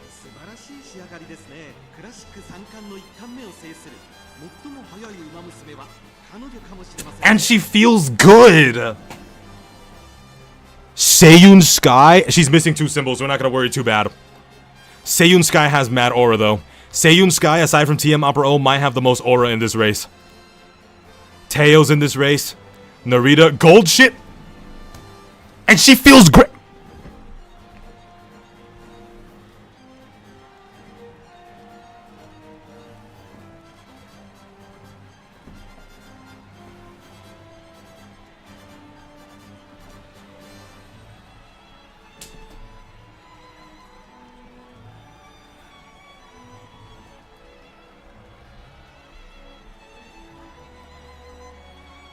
Gold ship? You're telling me Gold Ship is in this race? You're telling me Gold Ship is in this race and she feels good? Gold Ship feels good and she's in this race today. Gold Ship? I gotta race Gold Ship? Oh my god, I'm gonna lose. It's okay, we got this. We got this. Oh my god. It's Gold Ship.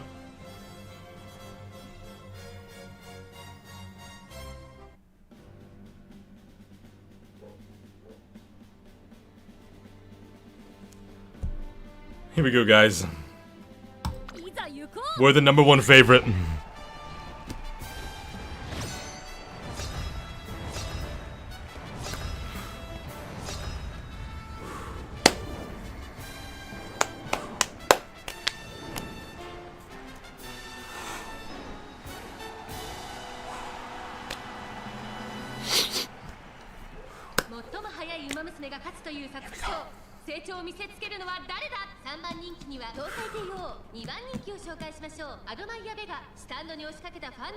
Oh my god, she's the #2 favorite too, and she feels great, and she has all 3 symbols. Oh my god. Okay, we need to beat. I know all we need is top 5, but we need to beat at least Vega. Please. Opera, beat Vega. You can beat Vega. You can do it. She's on the inside. What's the condition looking like? Okay. Stamina to spare. It's good if I use Stamina to spare and she speeds up, that's good.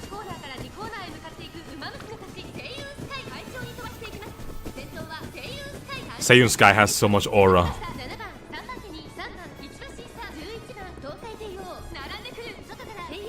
How's she looking?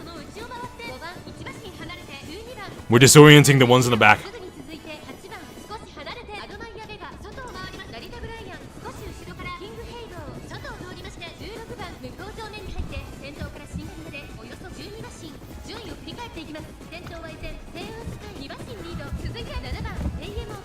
Who's this big forehead fucking horse? We're in 2nd place.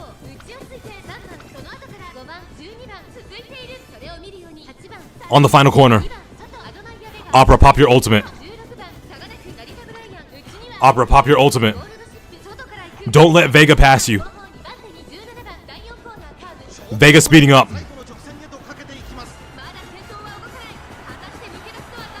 Seiyun Sky versus Opera. Seiyun Sky versus Opera. Come on.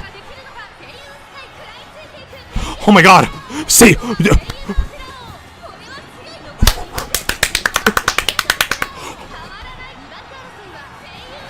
Oh.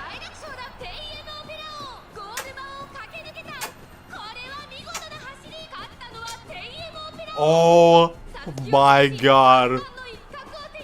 We got him, boys. Dude. She got aura. You see the way she hit that? She said. Yeah, she has so much aura, man. Hey, Devil, you might have to refresh. You might have to refresh stream, maybe. You might have to refresh stream. Oh my god.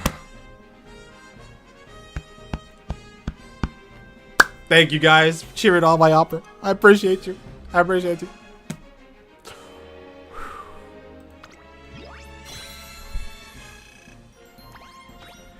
Okay.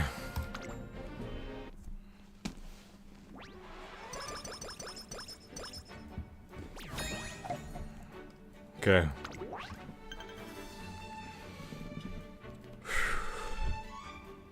Japanese Derby. We can't lose at the Japanese Derby. We need to look.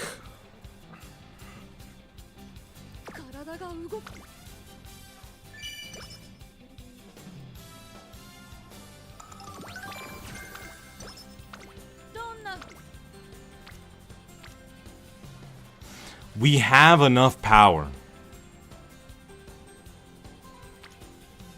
This will get us 300 speed and 200 guts, and we'll be above 330 power.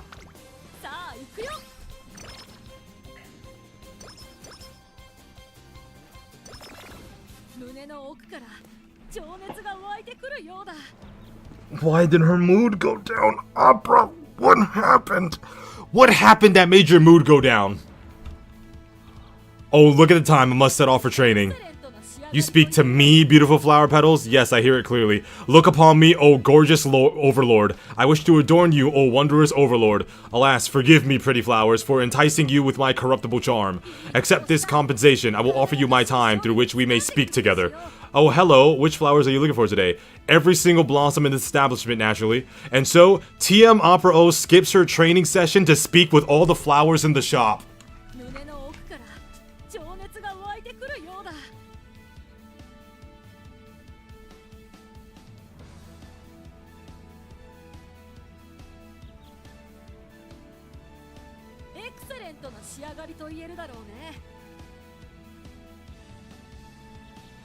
Horses are fucking retarded. They are. They are.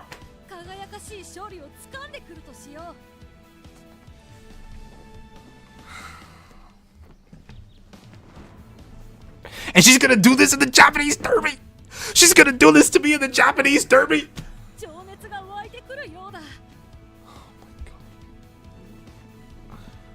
Oh my god. We only have 80 skill points. What are we supposed to get with 80 skill points?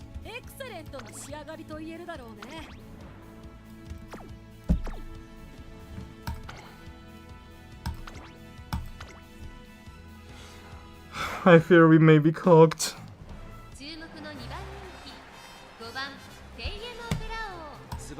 Who's in this race? I'm the number 2 favorite. Bot. Winning ticket, not worried. Asian Flash might be worried. Bot. That's me, the GOAT. Bot. Admire Vega's gonna fucking win this race. She's the number 1 favorite. And she has all... Bot. Not worried about her. Bot. Not worried about her. Rudolph might be a problem. I'm gonna be real. Not worried about Teo. Bot.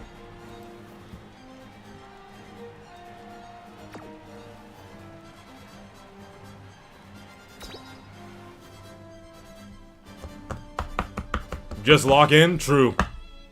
You're right. I just gotta lock in. That's what I gotta do, just lock in.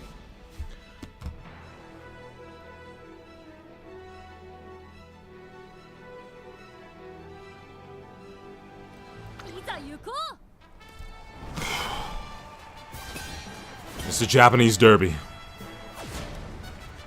If we don't believe in her hard enough, won't she just win out of spite? That sounds like something Opera would do. The Tokyo Ocean Japanese derby Tokyo Turf 2,400 meters 歴史に天石を残すのは誰だ。現在1番人気はアドマイヤベガ、3番人気には東海帝王、2番人気はここまで無敗皐月賞馬娘。 Look at her standing there like Vegeta. Yo, Admire Vega is Goku and TM Opera is Vegeta. Don't let anybody tell you otherwise. That's literally what it is in this game. Go! What's the condition look like? She's locked in. She's locked in.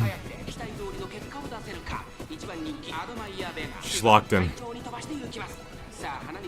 You're gonna burn yourself out. I'm not worried about you. God, I'm fucking battling the fucking Avengers, dude.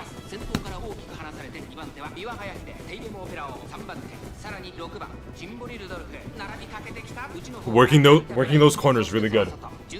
Okay. Working those corners very well. Very, very well.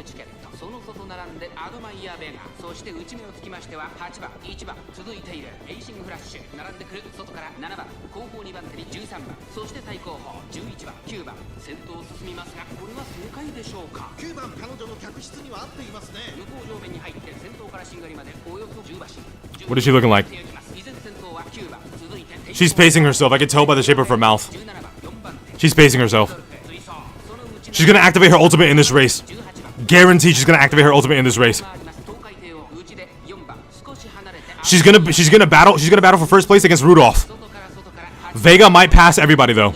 But I'm gonna be battling for first place against Rudolph. Watch.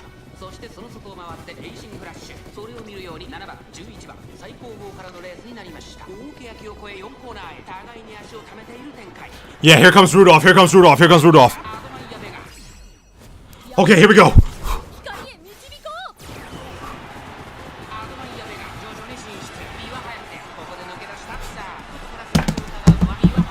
Come on. Come on. Oh, fuck, there's Rudolph.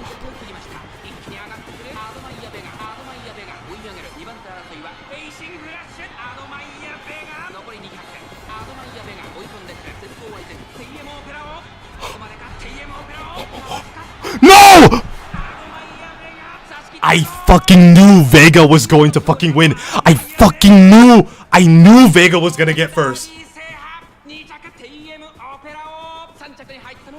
I knew Vega was going to get. All we needed was top 5, that's fine, but still, I wanted that first place.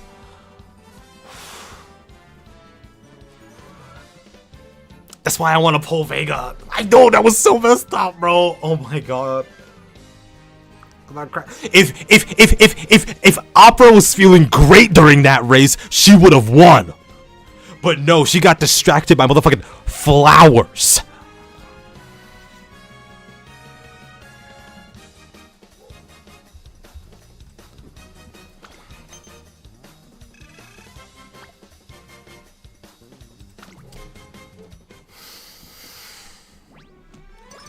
Shit got me sweating.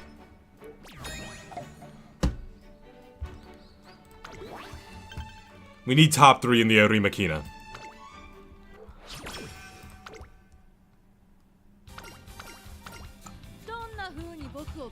What did she say to Vega?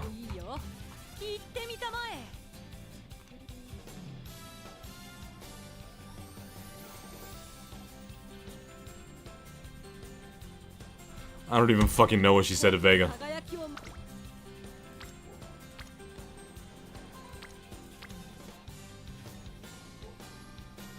Okay, let's see if we max out friendship. It didn't max it out. We should rest for now. Let's get more stamina.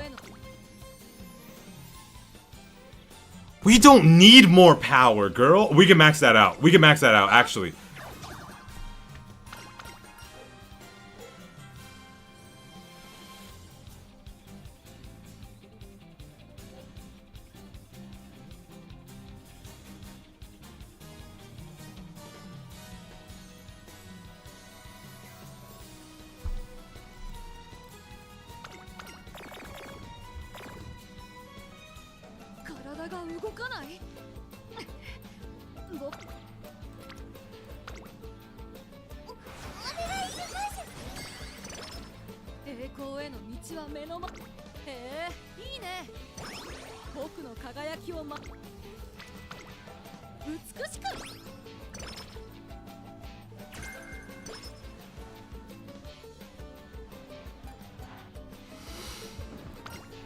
That didn't happen. Special week.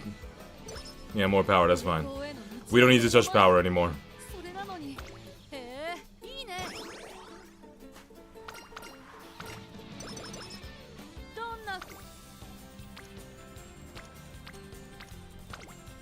We need more speed, and we need to get more stamina. Oh, thank God. Need to rest again. No, we'll do wit, we'll do wit, we'll do wit. Yeah, we'll do wit. Get 250 wit. What made her upset this time? Let's see. TM Opera O is talking to her reflection in the middle of dance practice. Oh, Opera O of the mirror, how did you achieve such beauty? Charms powerful enough to entice even I, the Centurial Overlord. Your loveliness is terrifying, but I shall not give in, for I am destined to stand at the peak atop the mountain path of overlordship. Arg! You've yet to surrender even after our arduous battle. TM Opera O, do I have to tell you again? I'm locking up the studio now. But I have yet to resolve this epic conflict. Opera O is forced to prematurely withdraw from her battle, the shock of which leaves her in a rut.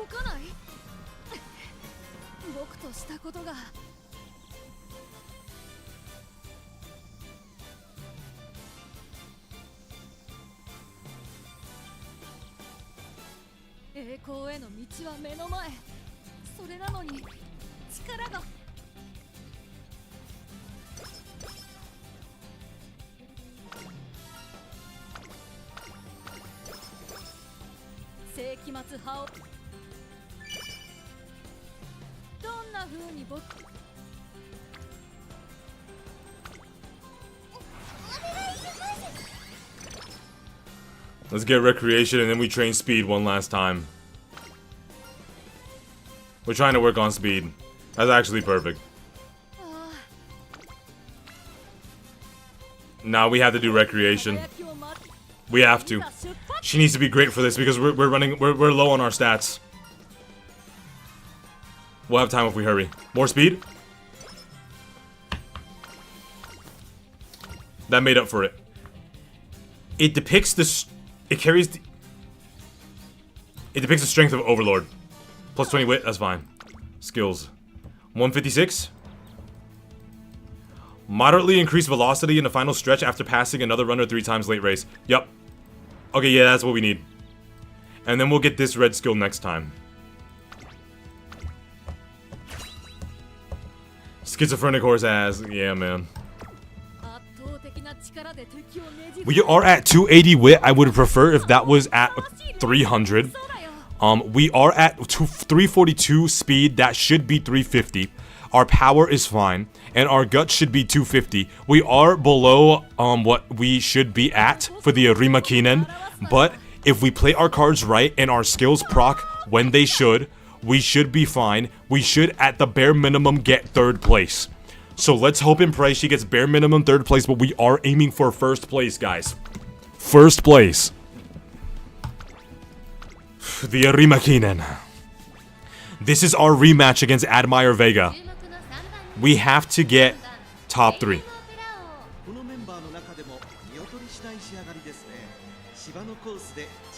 The more people that are behind me, the better. Let's see who we're up against. Major Orion, not too worried. Grass Wonder, that might be a problem. Bot, me, the GOAT. The main character, might be a problem. Top Gun, definitely a problem. Gold Ship, and she's feeling great. However, you're missing 2 of your symbols. Sorry, lady, but you're not winning. Manhattan Cafe. Even if she has no symbol, she's still an incredibly strong battler. Bot. Rudolph, already beat Rudolph in a 1v1. I don't think her stats would have changed that much more. Not too worried. Bot.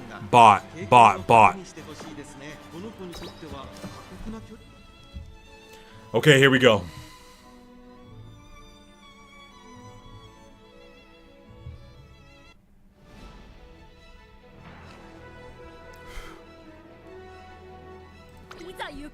Come on, guys.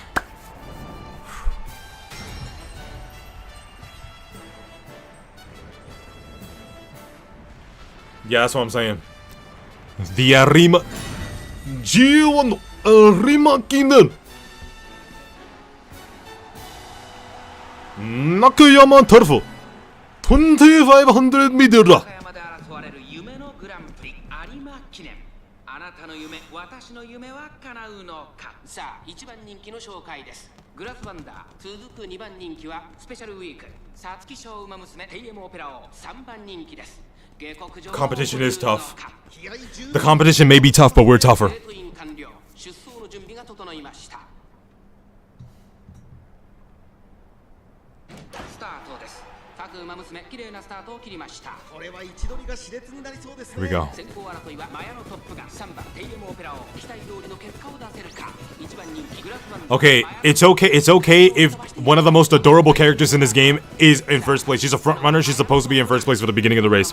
Whoa, whoa, what's happening back here? What's going on, Opera?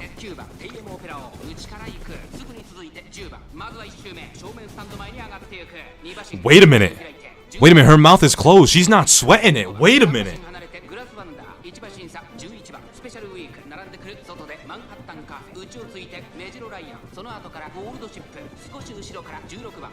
Let me see her face again. No, as soon as I looked at her, she got rushed. No.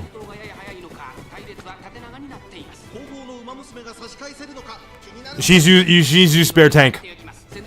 She's a trigger spare tank right now to make up for rushed. She's to get her stamina back. Opera, get your fucking stamina back. I gave you spare tank for a reason.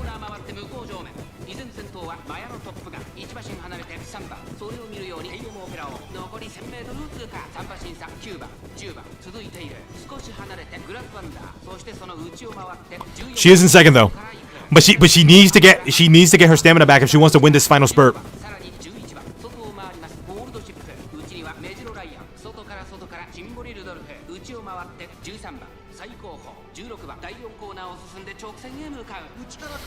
Top Gun's trying to hang on. Top Gun is trying to hang on. She got her velocity up, but she's gonna ruin her stamina. You can't use this skill. Okay, at least blow her out. Use the rest of your stamina to win. If you're not gonna get your stamina back, then at least use the rest of your power to win. You need to get your stamina back. Photo finish.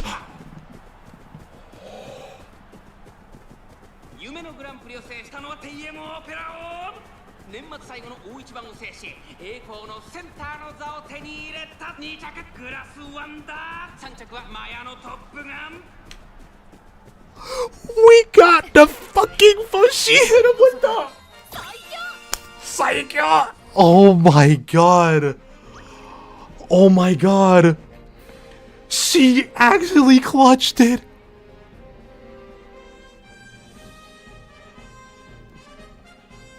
Oh my god.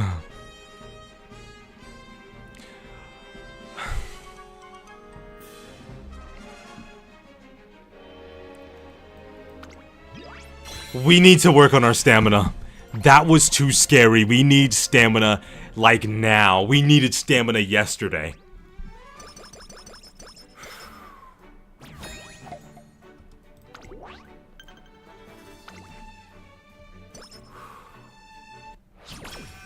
We have a week. We have a week to work on stamina. The restoration of the monarchical rule.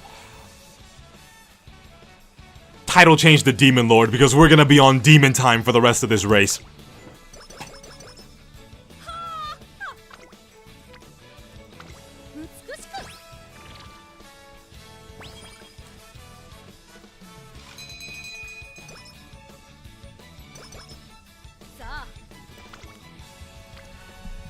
We can get 400 power.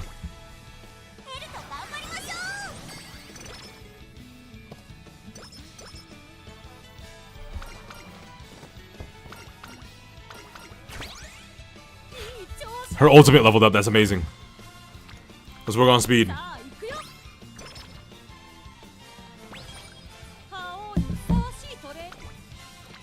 More stamina. 400, and then we get our speed to 400. We rest. We train our speed. We rest, train our speed, do wit.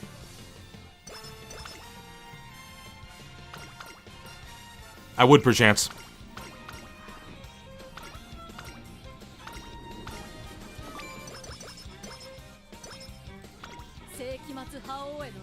We don't need to rest. Oh my god, she just saved the run. Now we just train speed. We do wit, then we train speed again.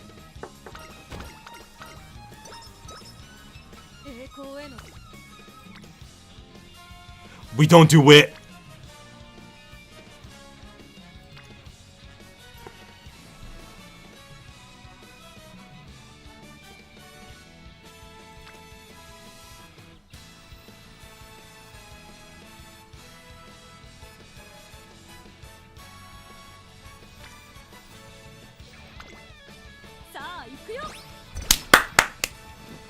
What the fuck?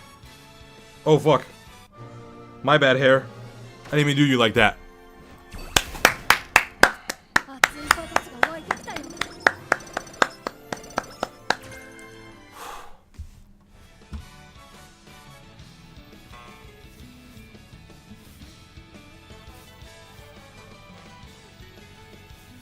We're just speeding through all this is fine. And we're in a great mood. It got up to level 3?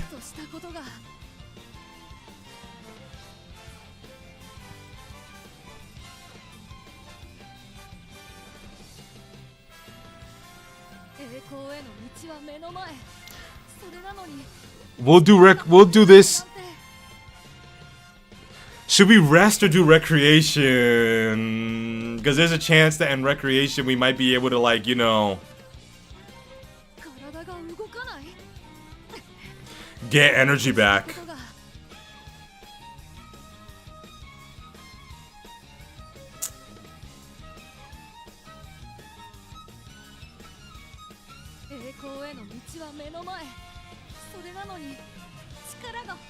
We're gonna rest.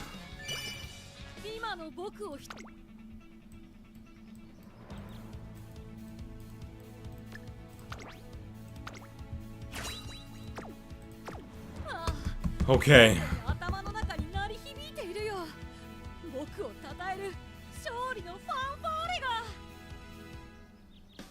So I'm not gonna lie, genuinely our guts should be at 300 realistically, but what can you do? I feel like our speed is lacking a little bit. We can leave our wit alone. We can leave our wit alone. Alright, it's the Tenno show.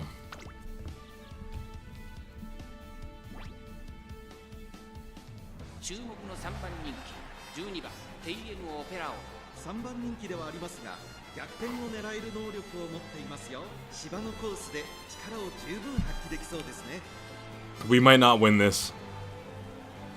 I'm gonna be completely honest with you guys. I think this is where the run ends. I think this is where we're cooked. I'm gonna be real.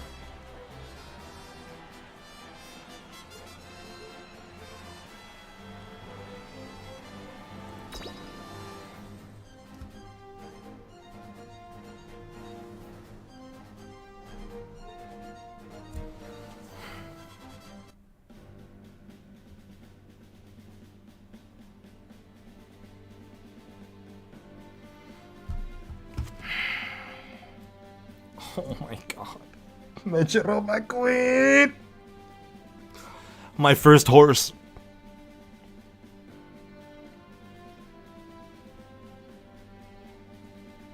I'm fighting the fucking Avengers.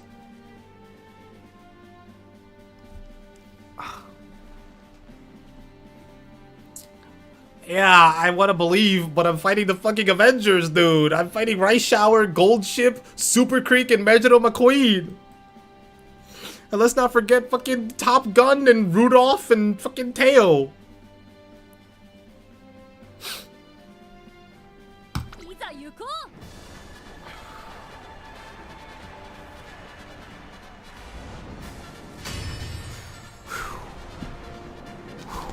G1 Tenno Show.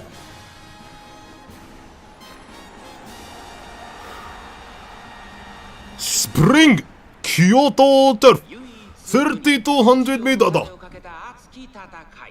最長距離 G1 天皇賞春。さあ1番人気の紹介です。ジンボリルドルフ。この評価は少し不満か。2番人気はこの子東海帝王グランプリウマ娘テイエムオペラ王。 If she gets a late start, we're gonna lose. If she gets a late start, we're gonna lose. If she gets a late start, we're gonna lose. If she gets rushed before halfway through, there's a possibility we're gonna lose. We have level 3 Dance Vittoria.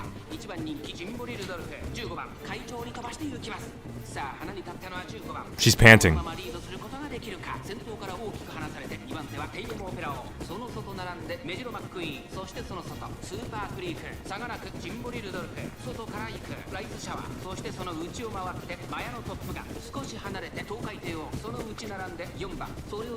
She's sweating already and it's only in the beginning.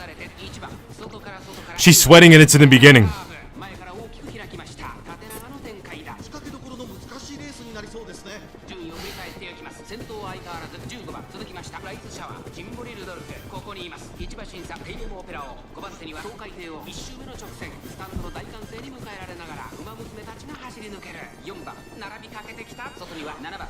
Rudolph positioned herself in front of me.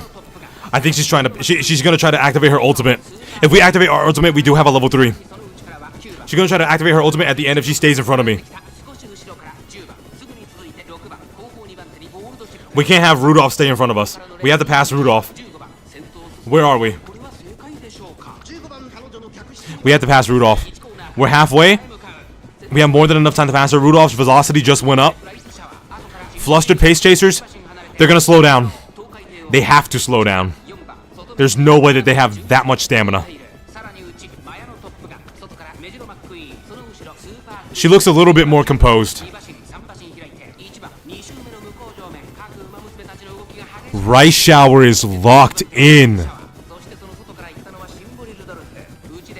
Oh, I'm repositioning myself. I'm preparing to pass. We have level 3 Dance Vittoria. If it activates, we will win. It's level 3 Dance Vittoria.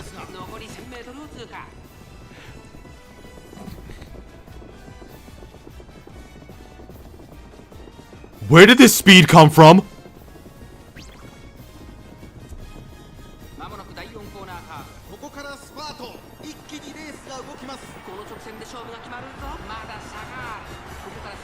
Level 3 Dance Vittoria. Please.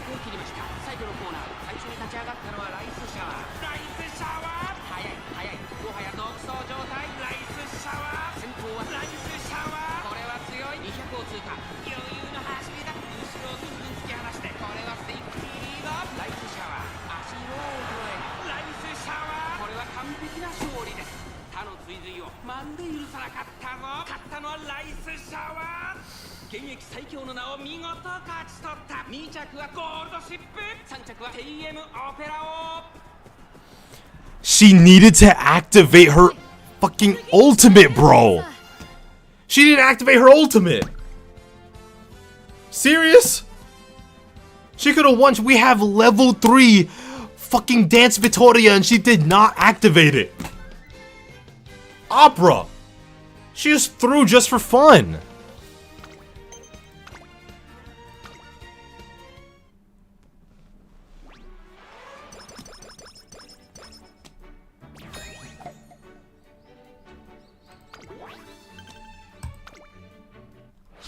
She literally threw for fun.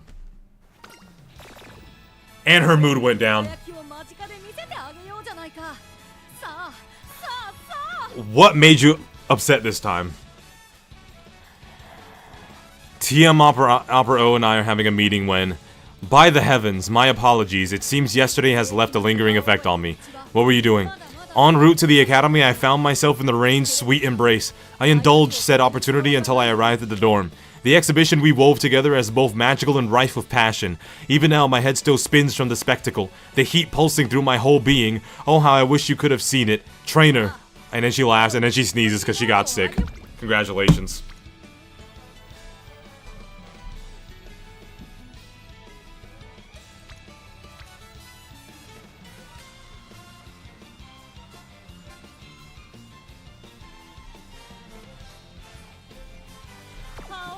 Rest, recreation, and speed. I know that might sound crazy. Rest, recreation, speed. I looked away immediately.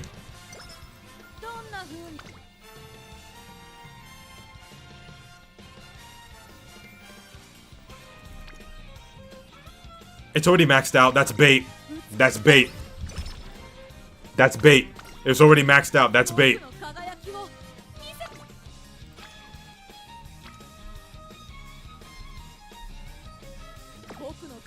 No, we need recreation. No, I should have picked... I'll sing with you.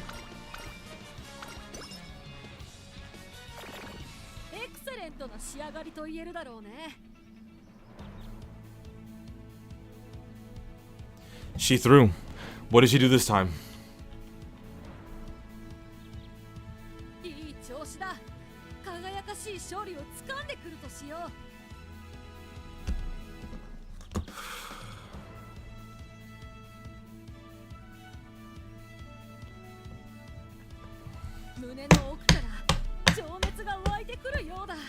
She got a headache and screamed dramatically in the hallway.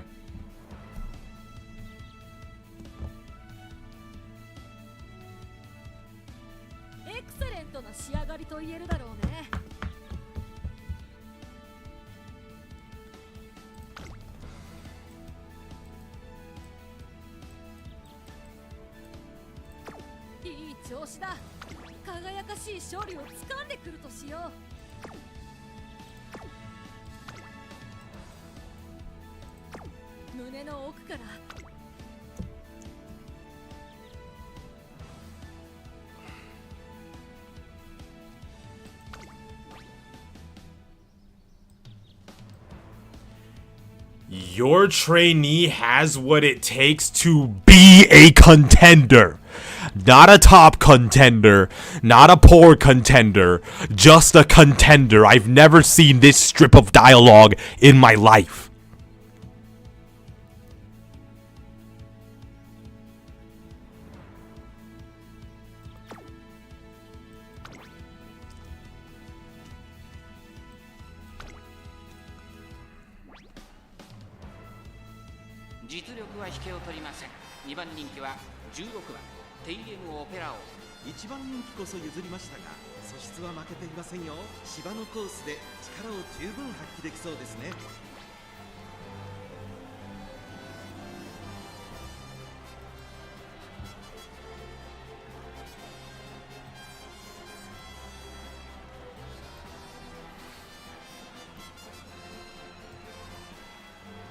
Majuro McQueen's gonna win the race.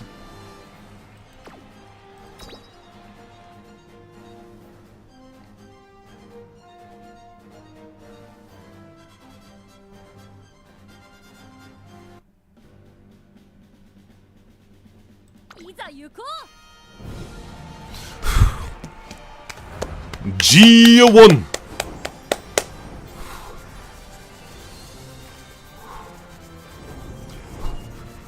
Takarazuka Keenan 한신들 2200 meter.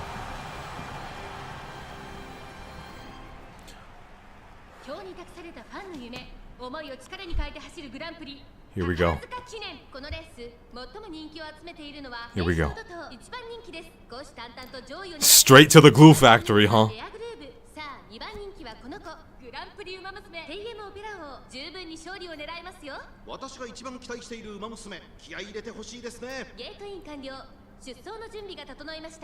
If we get late start, we lose because Majuro McQueen's in it. Thank God.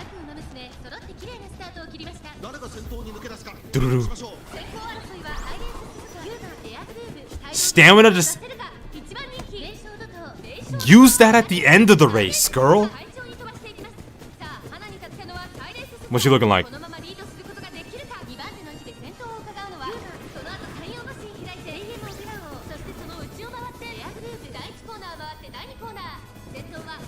She's using her skills too early.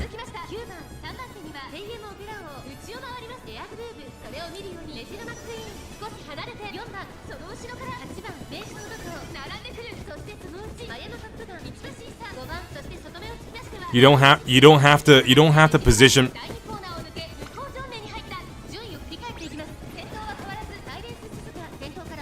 She's proccing every skill under the sun.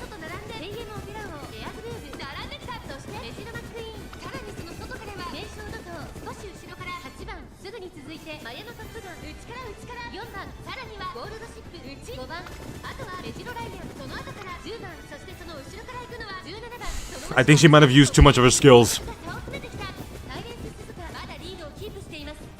Who's battling me for second?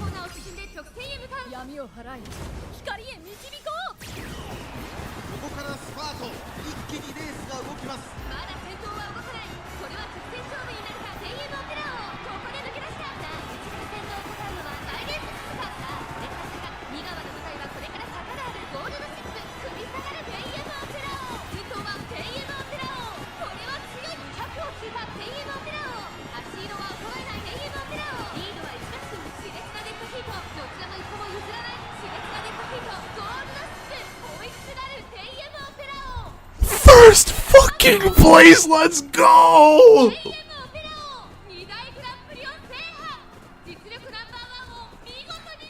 That's that level 3 Dance of Victoria, baby!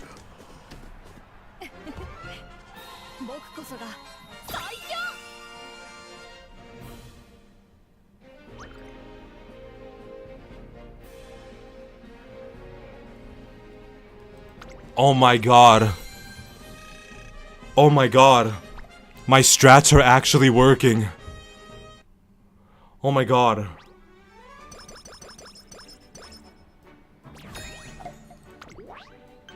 We need top 2 in the Japanese Cup. And then finally first place in the Rimakina, and then we could go to the quarterfinals for the URA. More power, 500 power.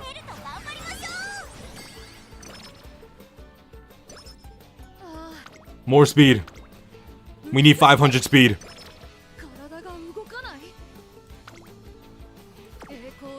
Rest and recreation will get your mood up. 500 speed. Bare minimum 500 speed.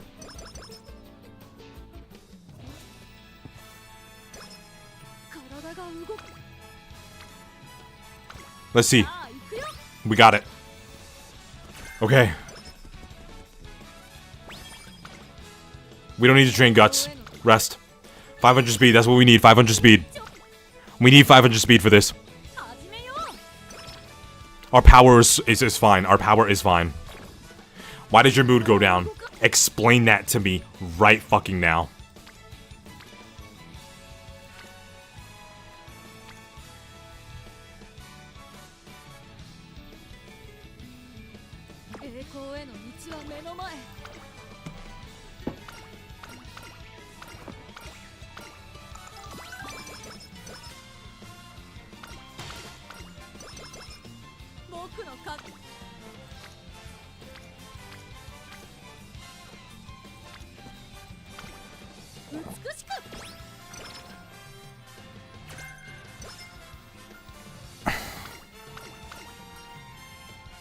The operatic dance of brilliance, give me speed. Stamina. We don't have 500 speed.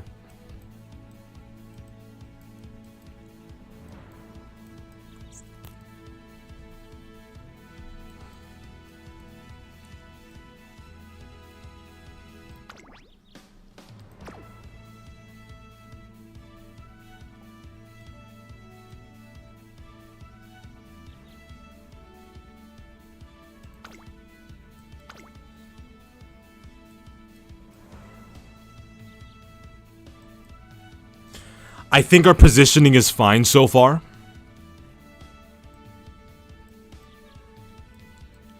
I think our corner turning is fine so far. Have a good night, Silent. Thank you for coming by. We'll let you know if I end up winning the URA. So we don't need to get corner recovery. I don't think we need deep breaths. We have stamina to spare. Oh yeah, it's early race, so we need something for late race. Extra tank. I think that might be it.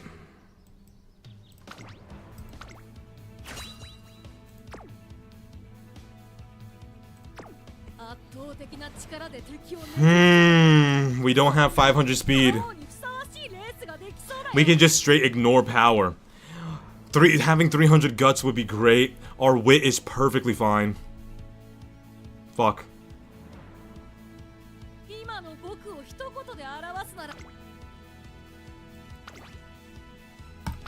We got this. We can win the Japanese Cup. First or second place, that is what we need. We cannot have anything lower.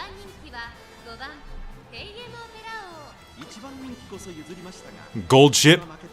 She's feeling great, but she has none of the attributes needed. 2 of the attributes, she's feeling great though, so that might circumvent her lacking one of the attributes. The goat. This is gonna be a problem. She's gonna be a problem with her big fat fucking tits.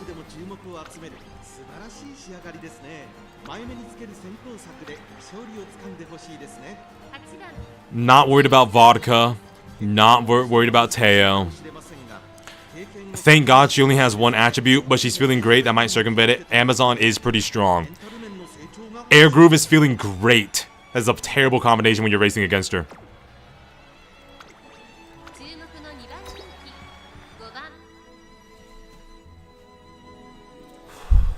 Guys, we might actually do this. Genuinely, we might actually do this.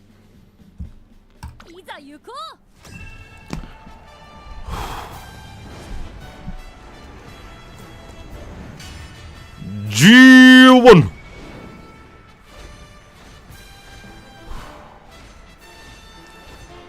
Japan Cup Tokyo Turf 2400 meter だ。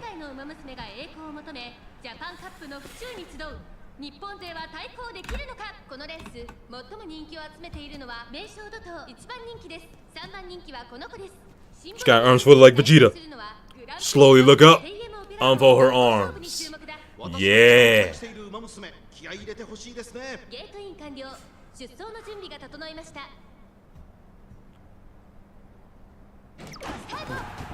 We got a late start. We got a fucking late start. She's circumvented though.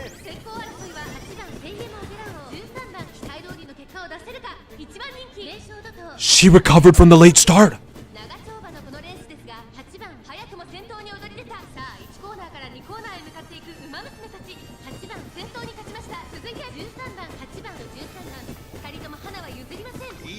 They're trying to box her in, but I feel like we have enough power to break out of this. We definitely have enough power to break out of this. Yeah, there's the power showing right there. Yup, there it is. They could try to crowd me, but she has enough power to break out. That's why we have 550 something power. We also have a level 3 ultimate. She's a little bit flustered right now. And she's a little bit flustered right now. We're in a good position though. We're in a good position to overtake. Our lack of 500 speed might be a little bit of a problem.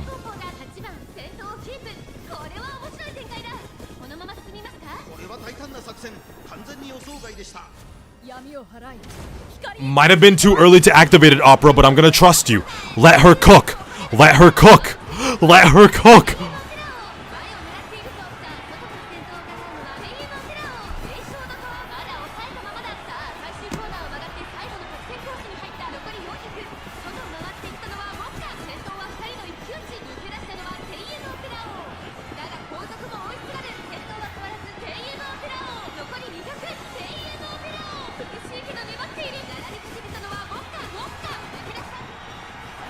Oh, we got second place!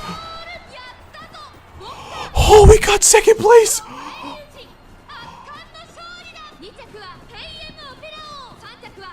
It's okay if she didn't get first place. It's okay.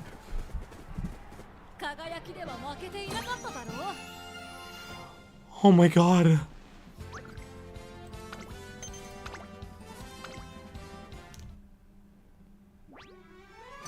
Top 2. Yes, we just needed top 2. Yes, see? We got it. Top 2. Top 2.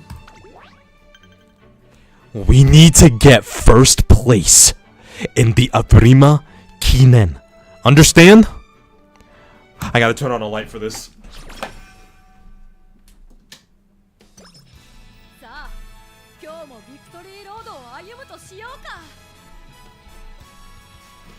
Oh my god.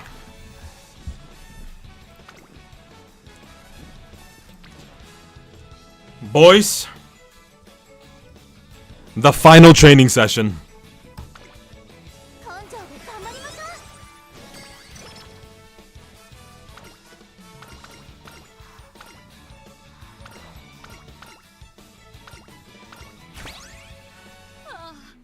Her ultimate is level 4 now. Alright, we can focus on the green skill now. What's this race? Sunny day, firm.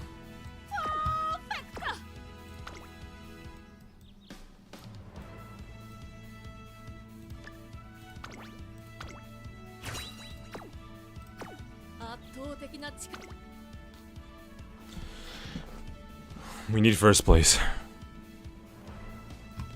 I think you mean girls. You're right, my bad. I forgot there's no more men in my chat anymore. My bad. Should've.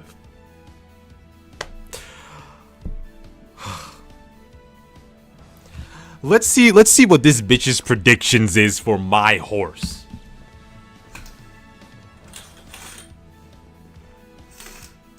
Let's see what her predictions are for my horse.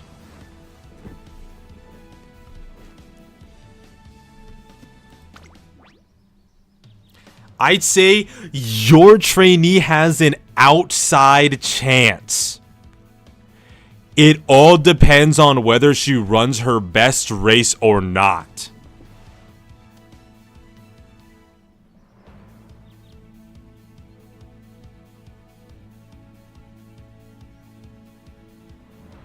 She's a hater. What y'all bitches think? No, I said, what does this bitch think right here? Not you guys. I wasn't talking to you guys. Yeah, I'm booting up stream. Hey, bitches, what are we doing today on stream?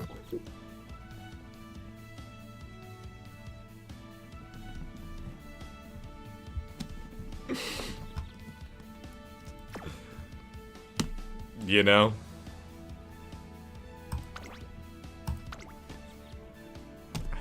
Is what it is. It is what it is.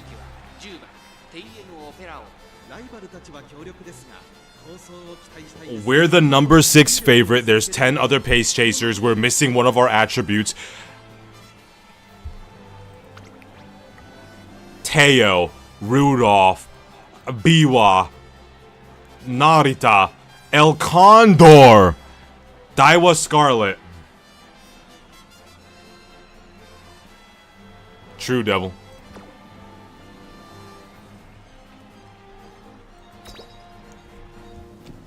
Guys, we have to pray. We have to pray to God, the horse God.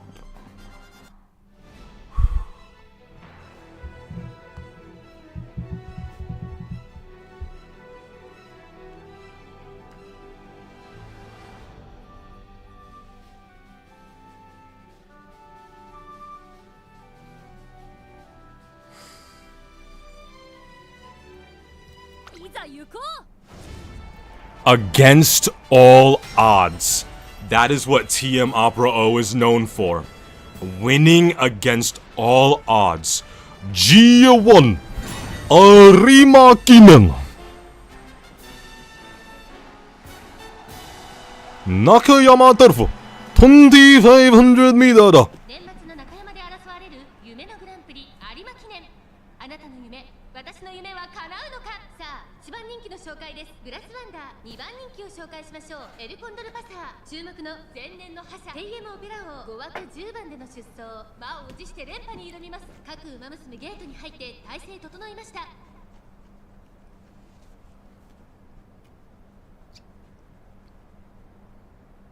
今スタートが切られました。各馬娘綺麗なスタートを切りました。誰が先頭に抜け出すか注目しましょう。先行争いはダイワスターレット、7番シンボリルドルフ。期待通りの結果を出せるか。1番人気ラスワンダー。第4 That was my tutorial horse, Daiwa Scarlet. She goes hard. このままリードすることができるか。先頭から大きく離されて2番手はシンボリルドルフ。そしてその後 She's proccing everything. That's good. 4番1個目のホームストレッチです。7番 She's not even breathing out from her mouth. She's not even breathing out from her mouth. Okay, now she's starting to. Okay. That was an insane straightaway. That was an insane straightaway. Did you see that?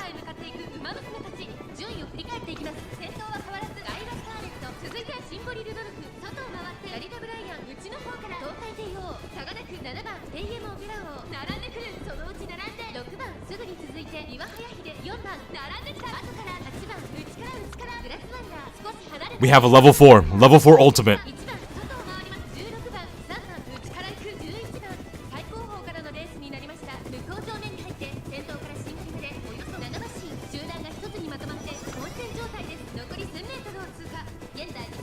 Let everybody waste their stamina. We got this. We got this. She can come back from 10th place to 1st place.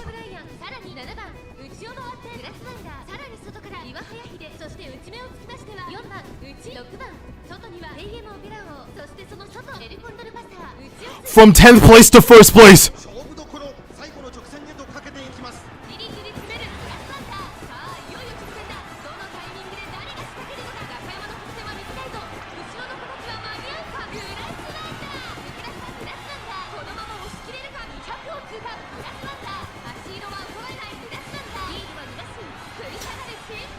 God fucking damn it.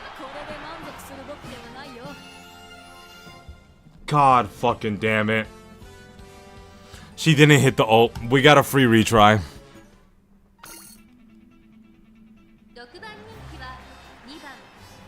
How about you just win if I just view results?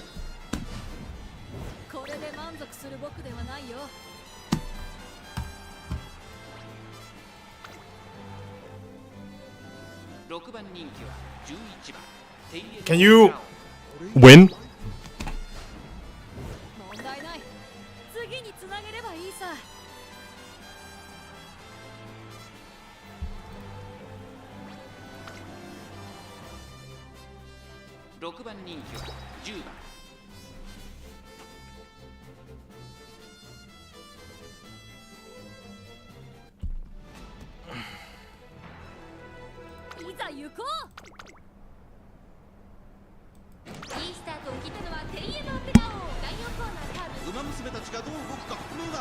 Keep 1st place. Keep 1st place. Keep it. Please, let's get to the quarterfinals. Please. Please. Please. Come on. Stay 1st. Stay. Yes.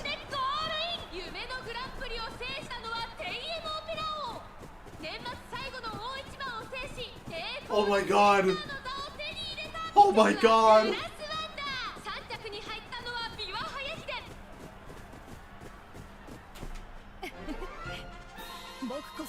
She walked in.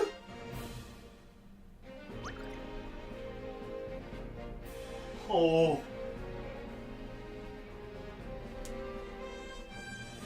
Yo, she logged in. Oh my god. Oh my god. We're a star. Now we're just in the quarterfinals.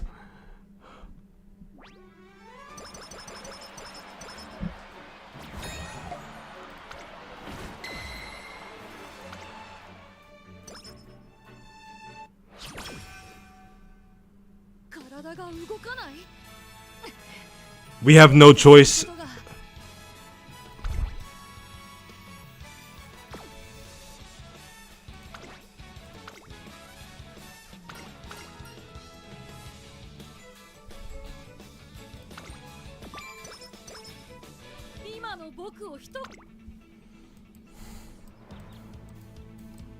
We need a green. Let's pick up a green.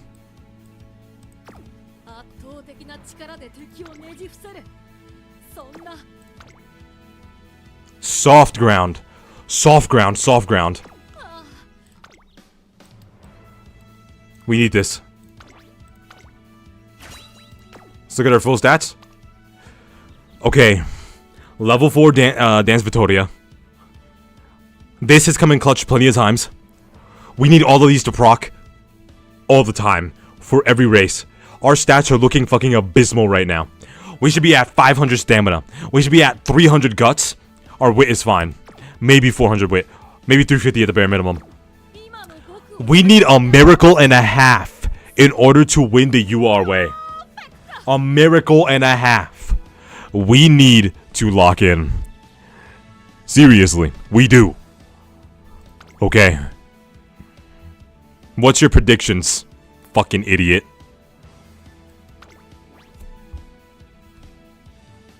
I have a chance of placing? Don't talk to me.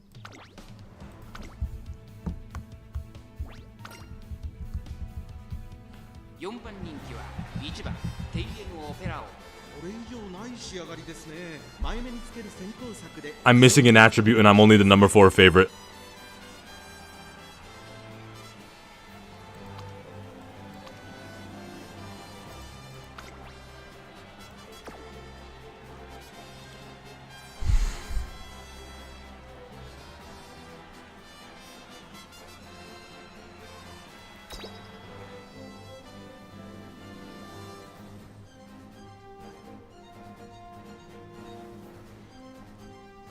I need second place for this. I need second place for this.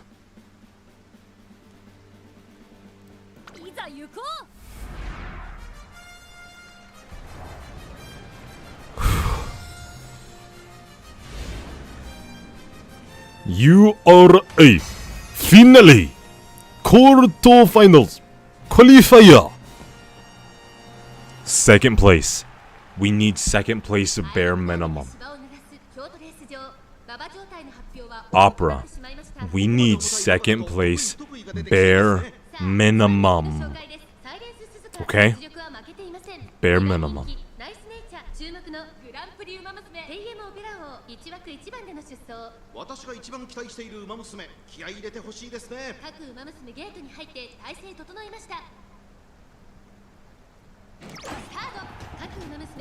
We may have gotten a late start, but wet conditions can circumvent that. We need stamina to spare to proc right now. We need that skill to proc right now.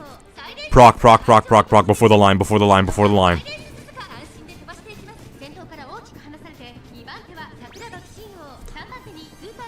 Thank God. Thank fucking God. Come on, Opera, come on. Come on, you can win at least second place in this, Opera. Come on.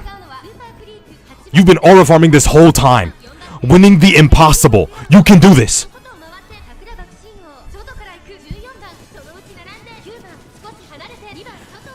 Other racers are trying to box her in. Unfortunately, that's not going to work. She has enough power to be able to break out of that.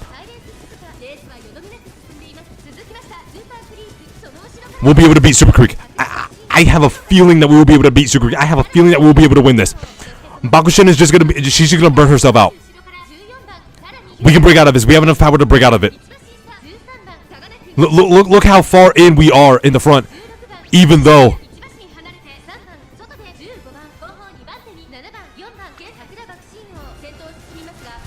We lost. We lost. This is not salvageable. We lost.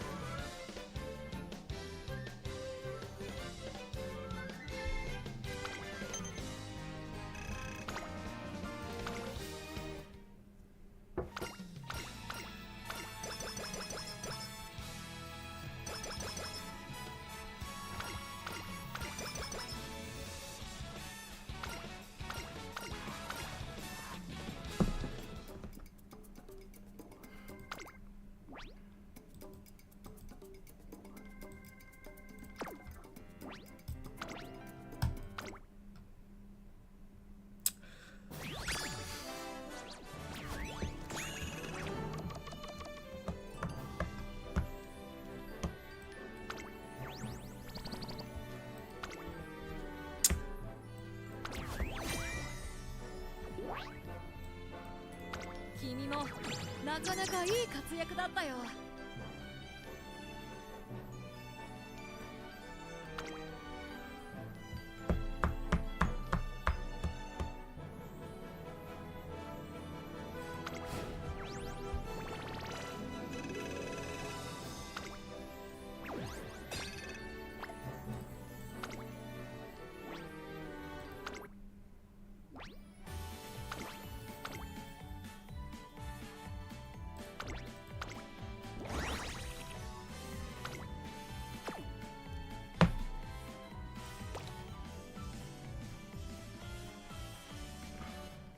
ゴール前、一瞬の緊張、そして勝負後の完成。達成。確認を忘れずにな。Great screen. It was a great stream, ladies. Great stream. Really,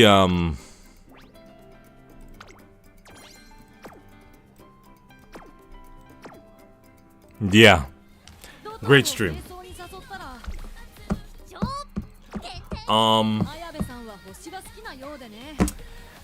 Yep, that's gonna be about it for me.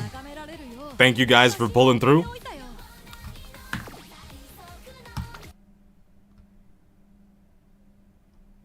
Appreciate you guys, of course. Thank you guys for pulling up. I'm missing an hour of wrestling already. Yes, we did try. We did try. We cheered her on. We did everything that we could. But unfortunately, our stats were just lacking a little bit too much for that run. It was a really good run. We made it to the qualifiers, but unfortunately, we could not place, so we could not qualify. You know, it was a. You know, it was you know, this is the reason why I found myself in that mental institution a few days back. It's reasons like this, because of opera. Hopefully next time we're able to do better. Be better. I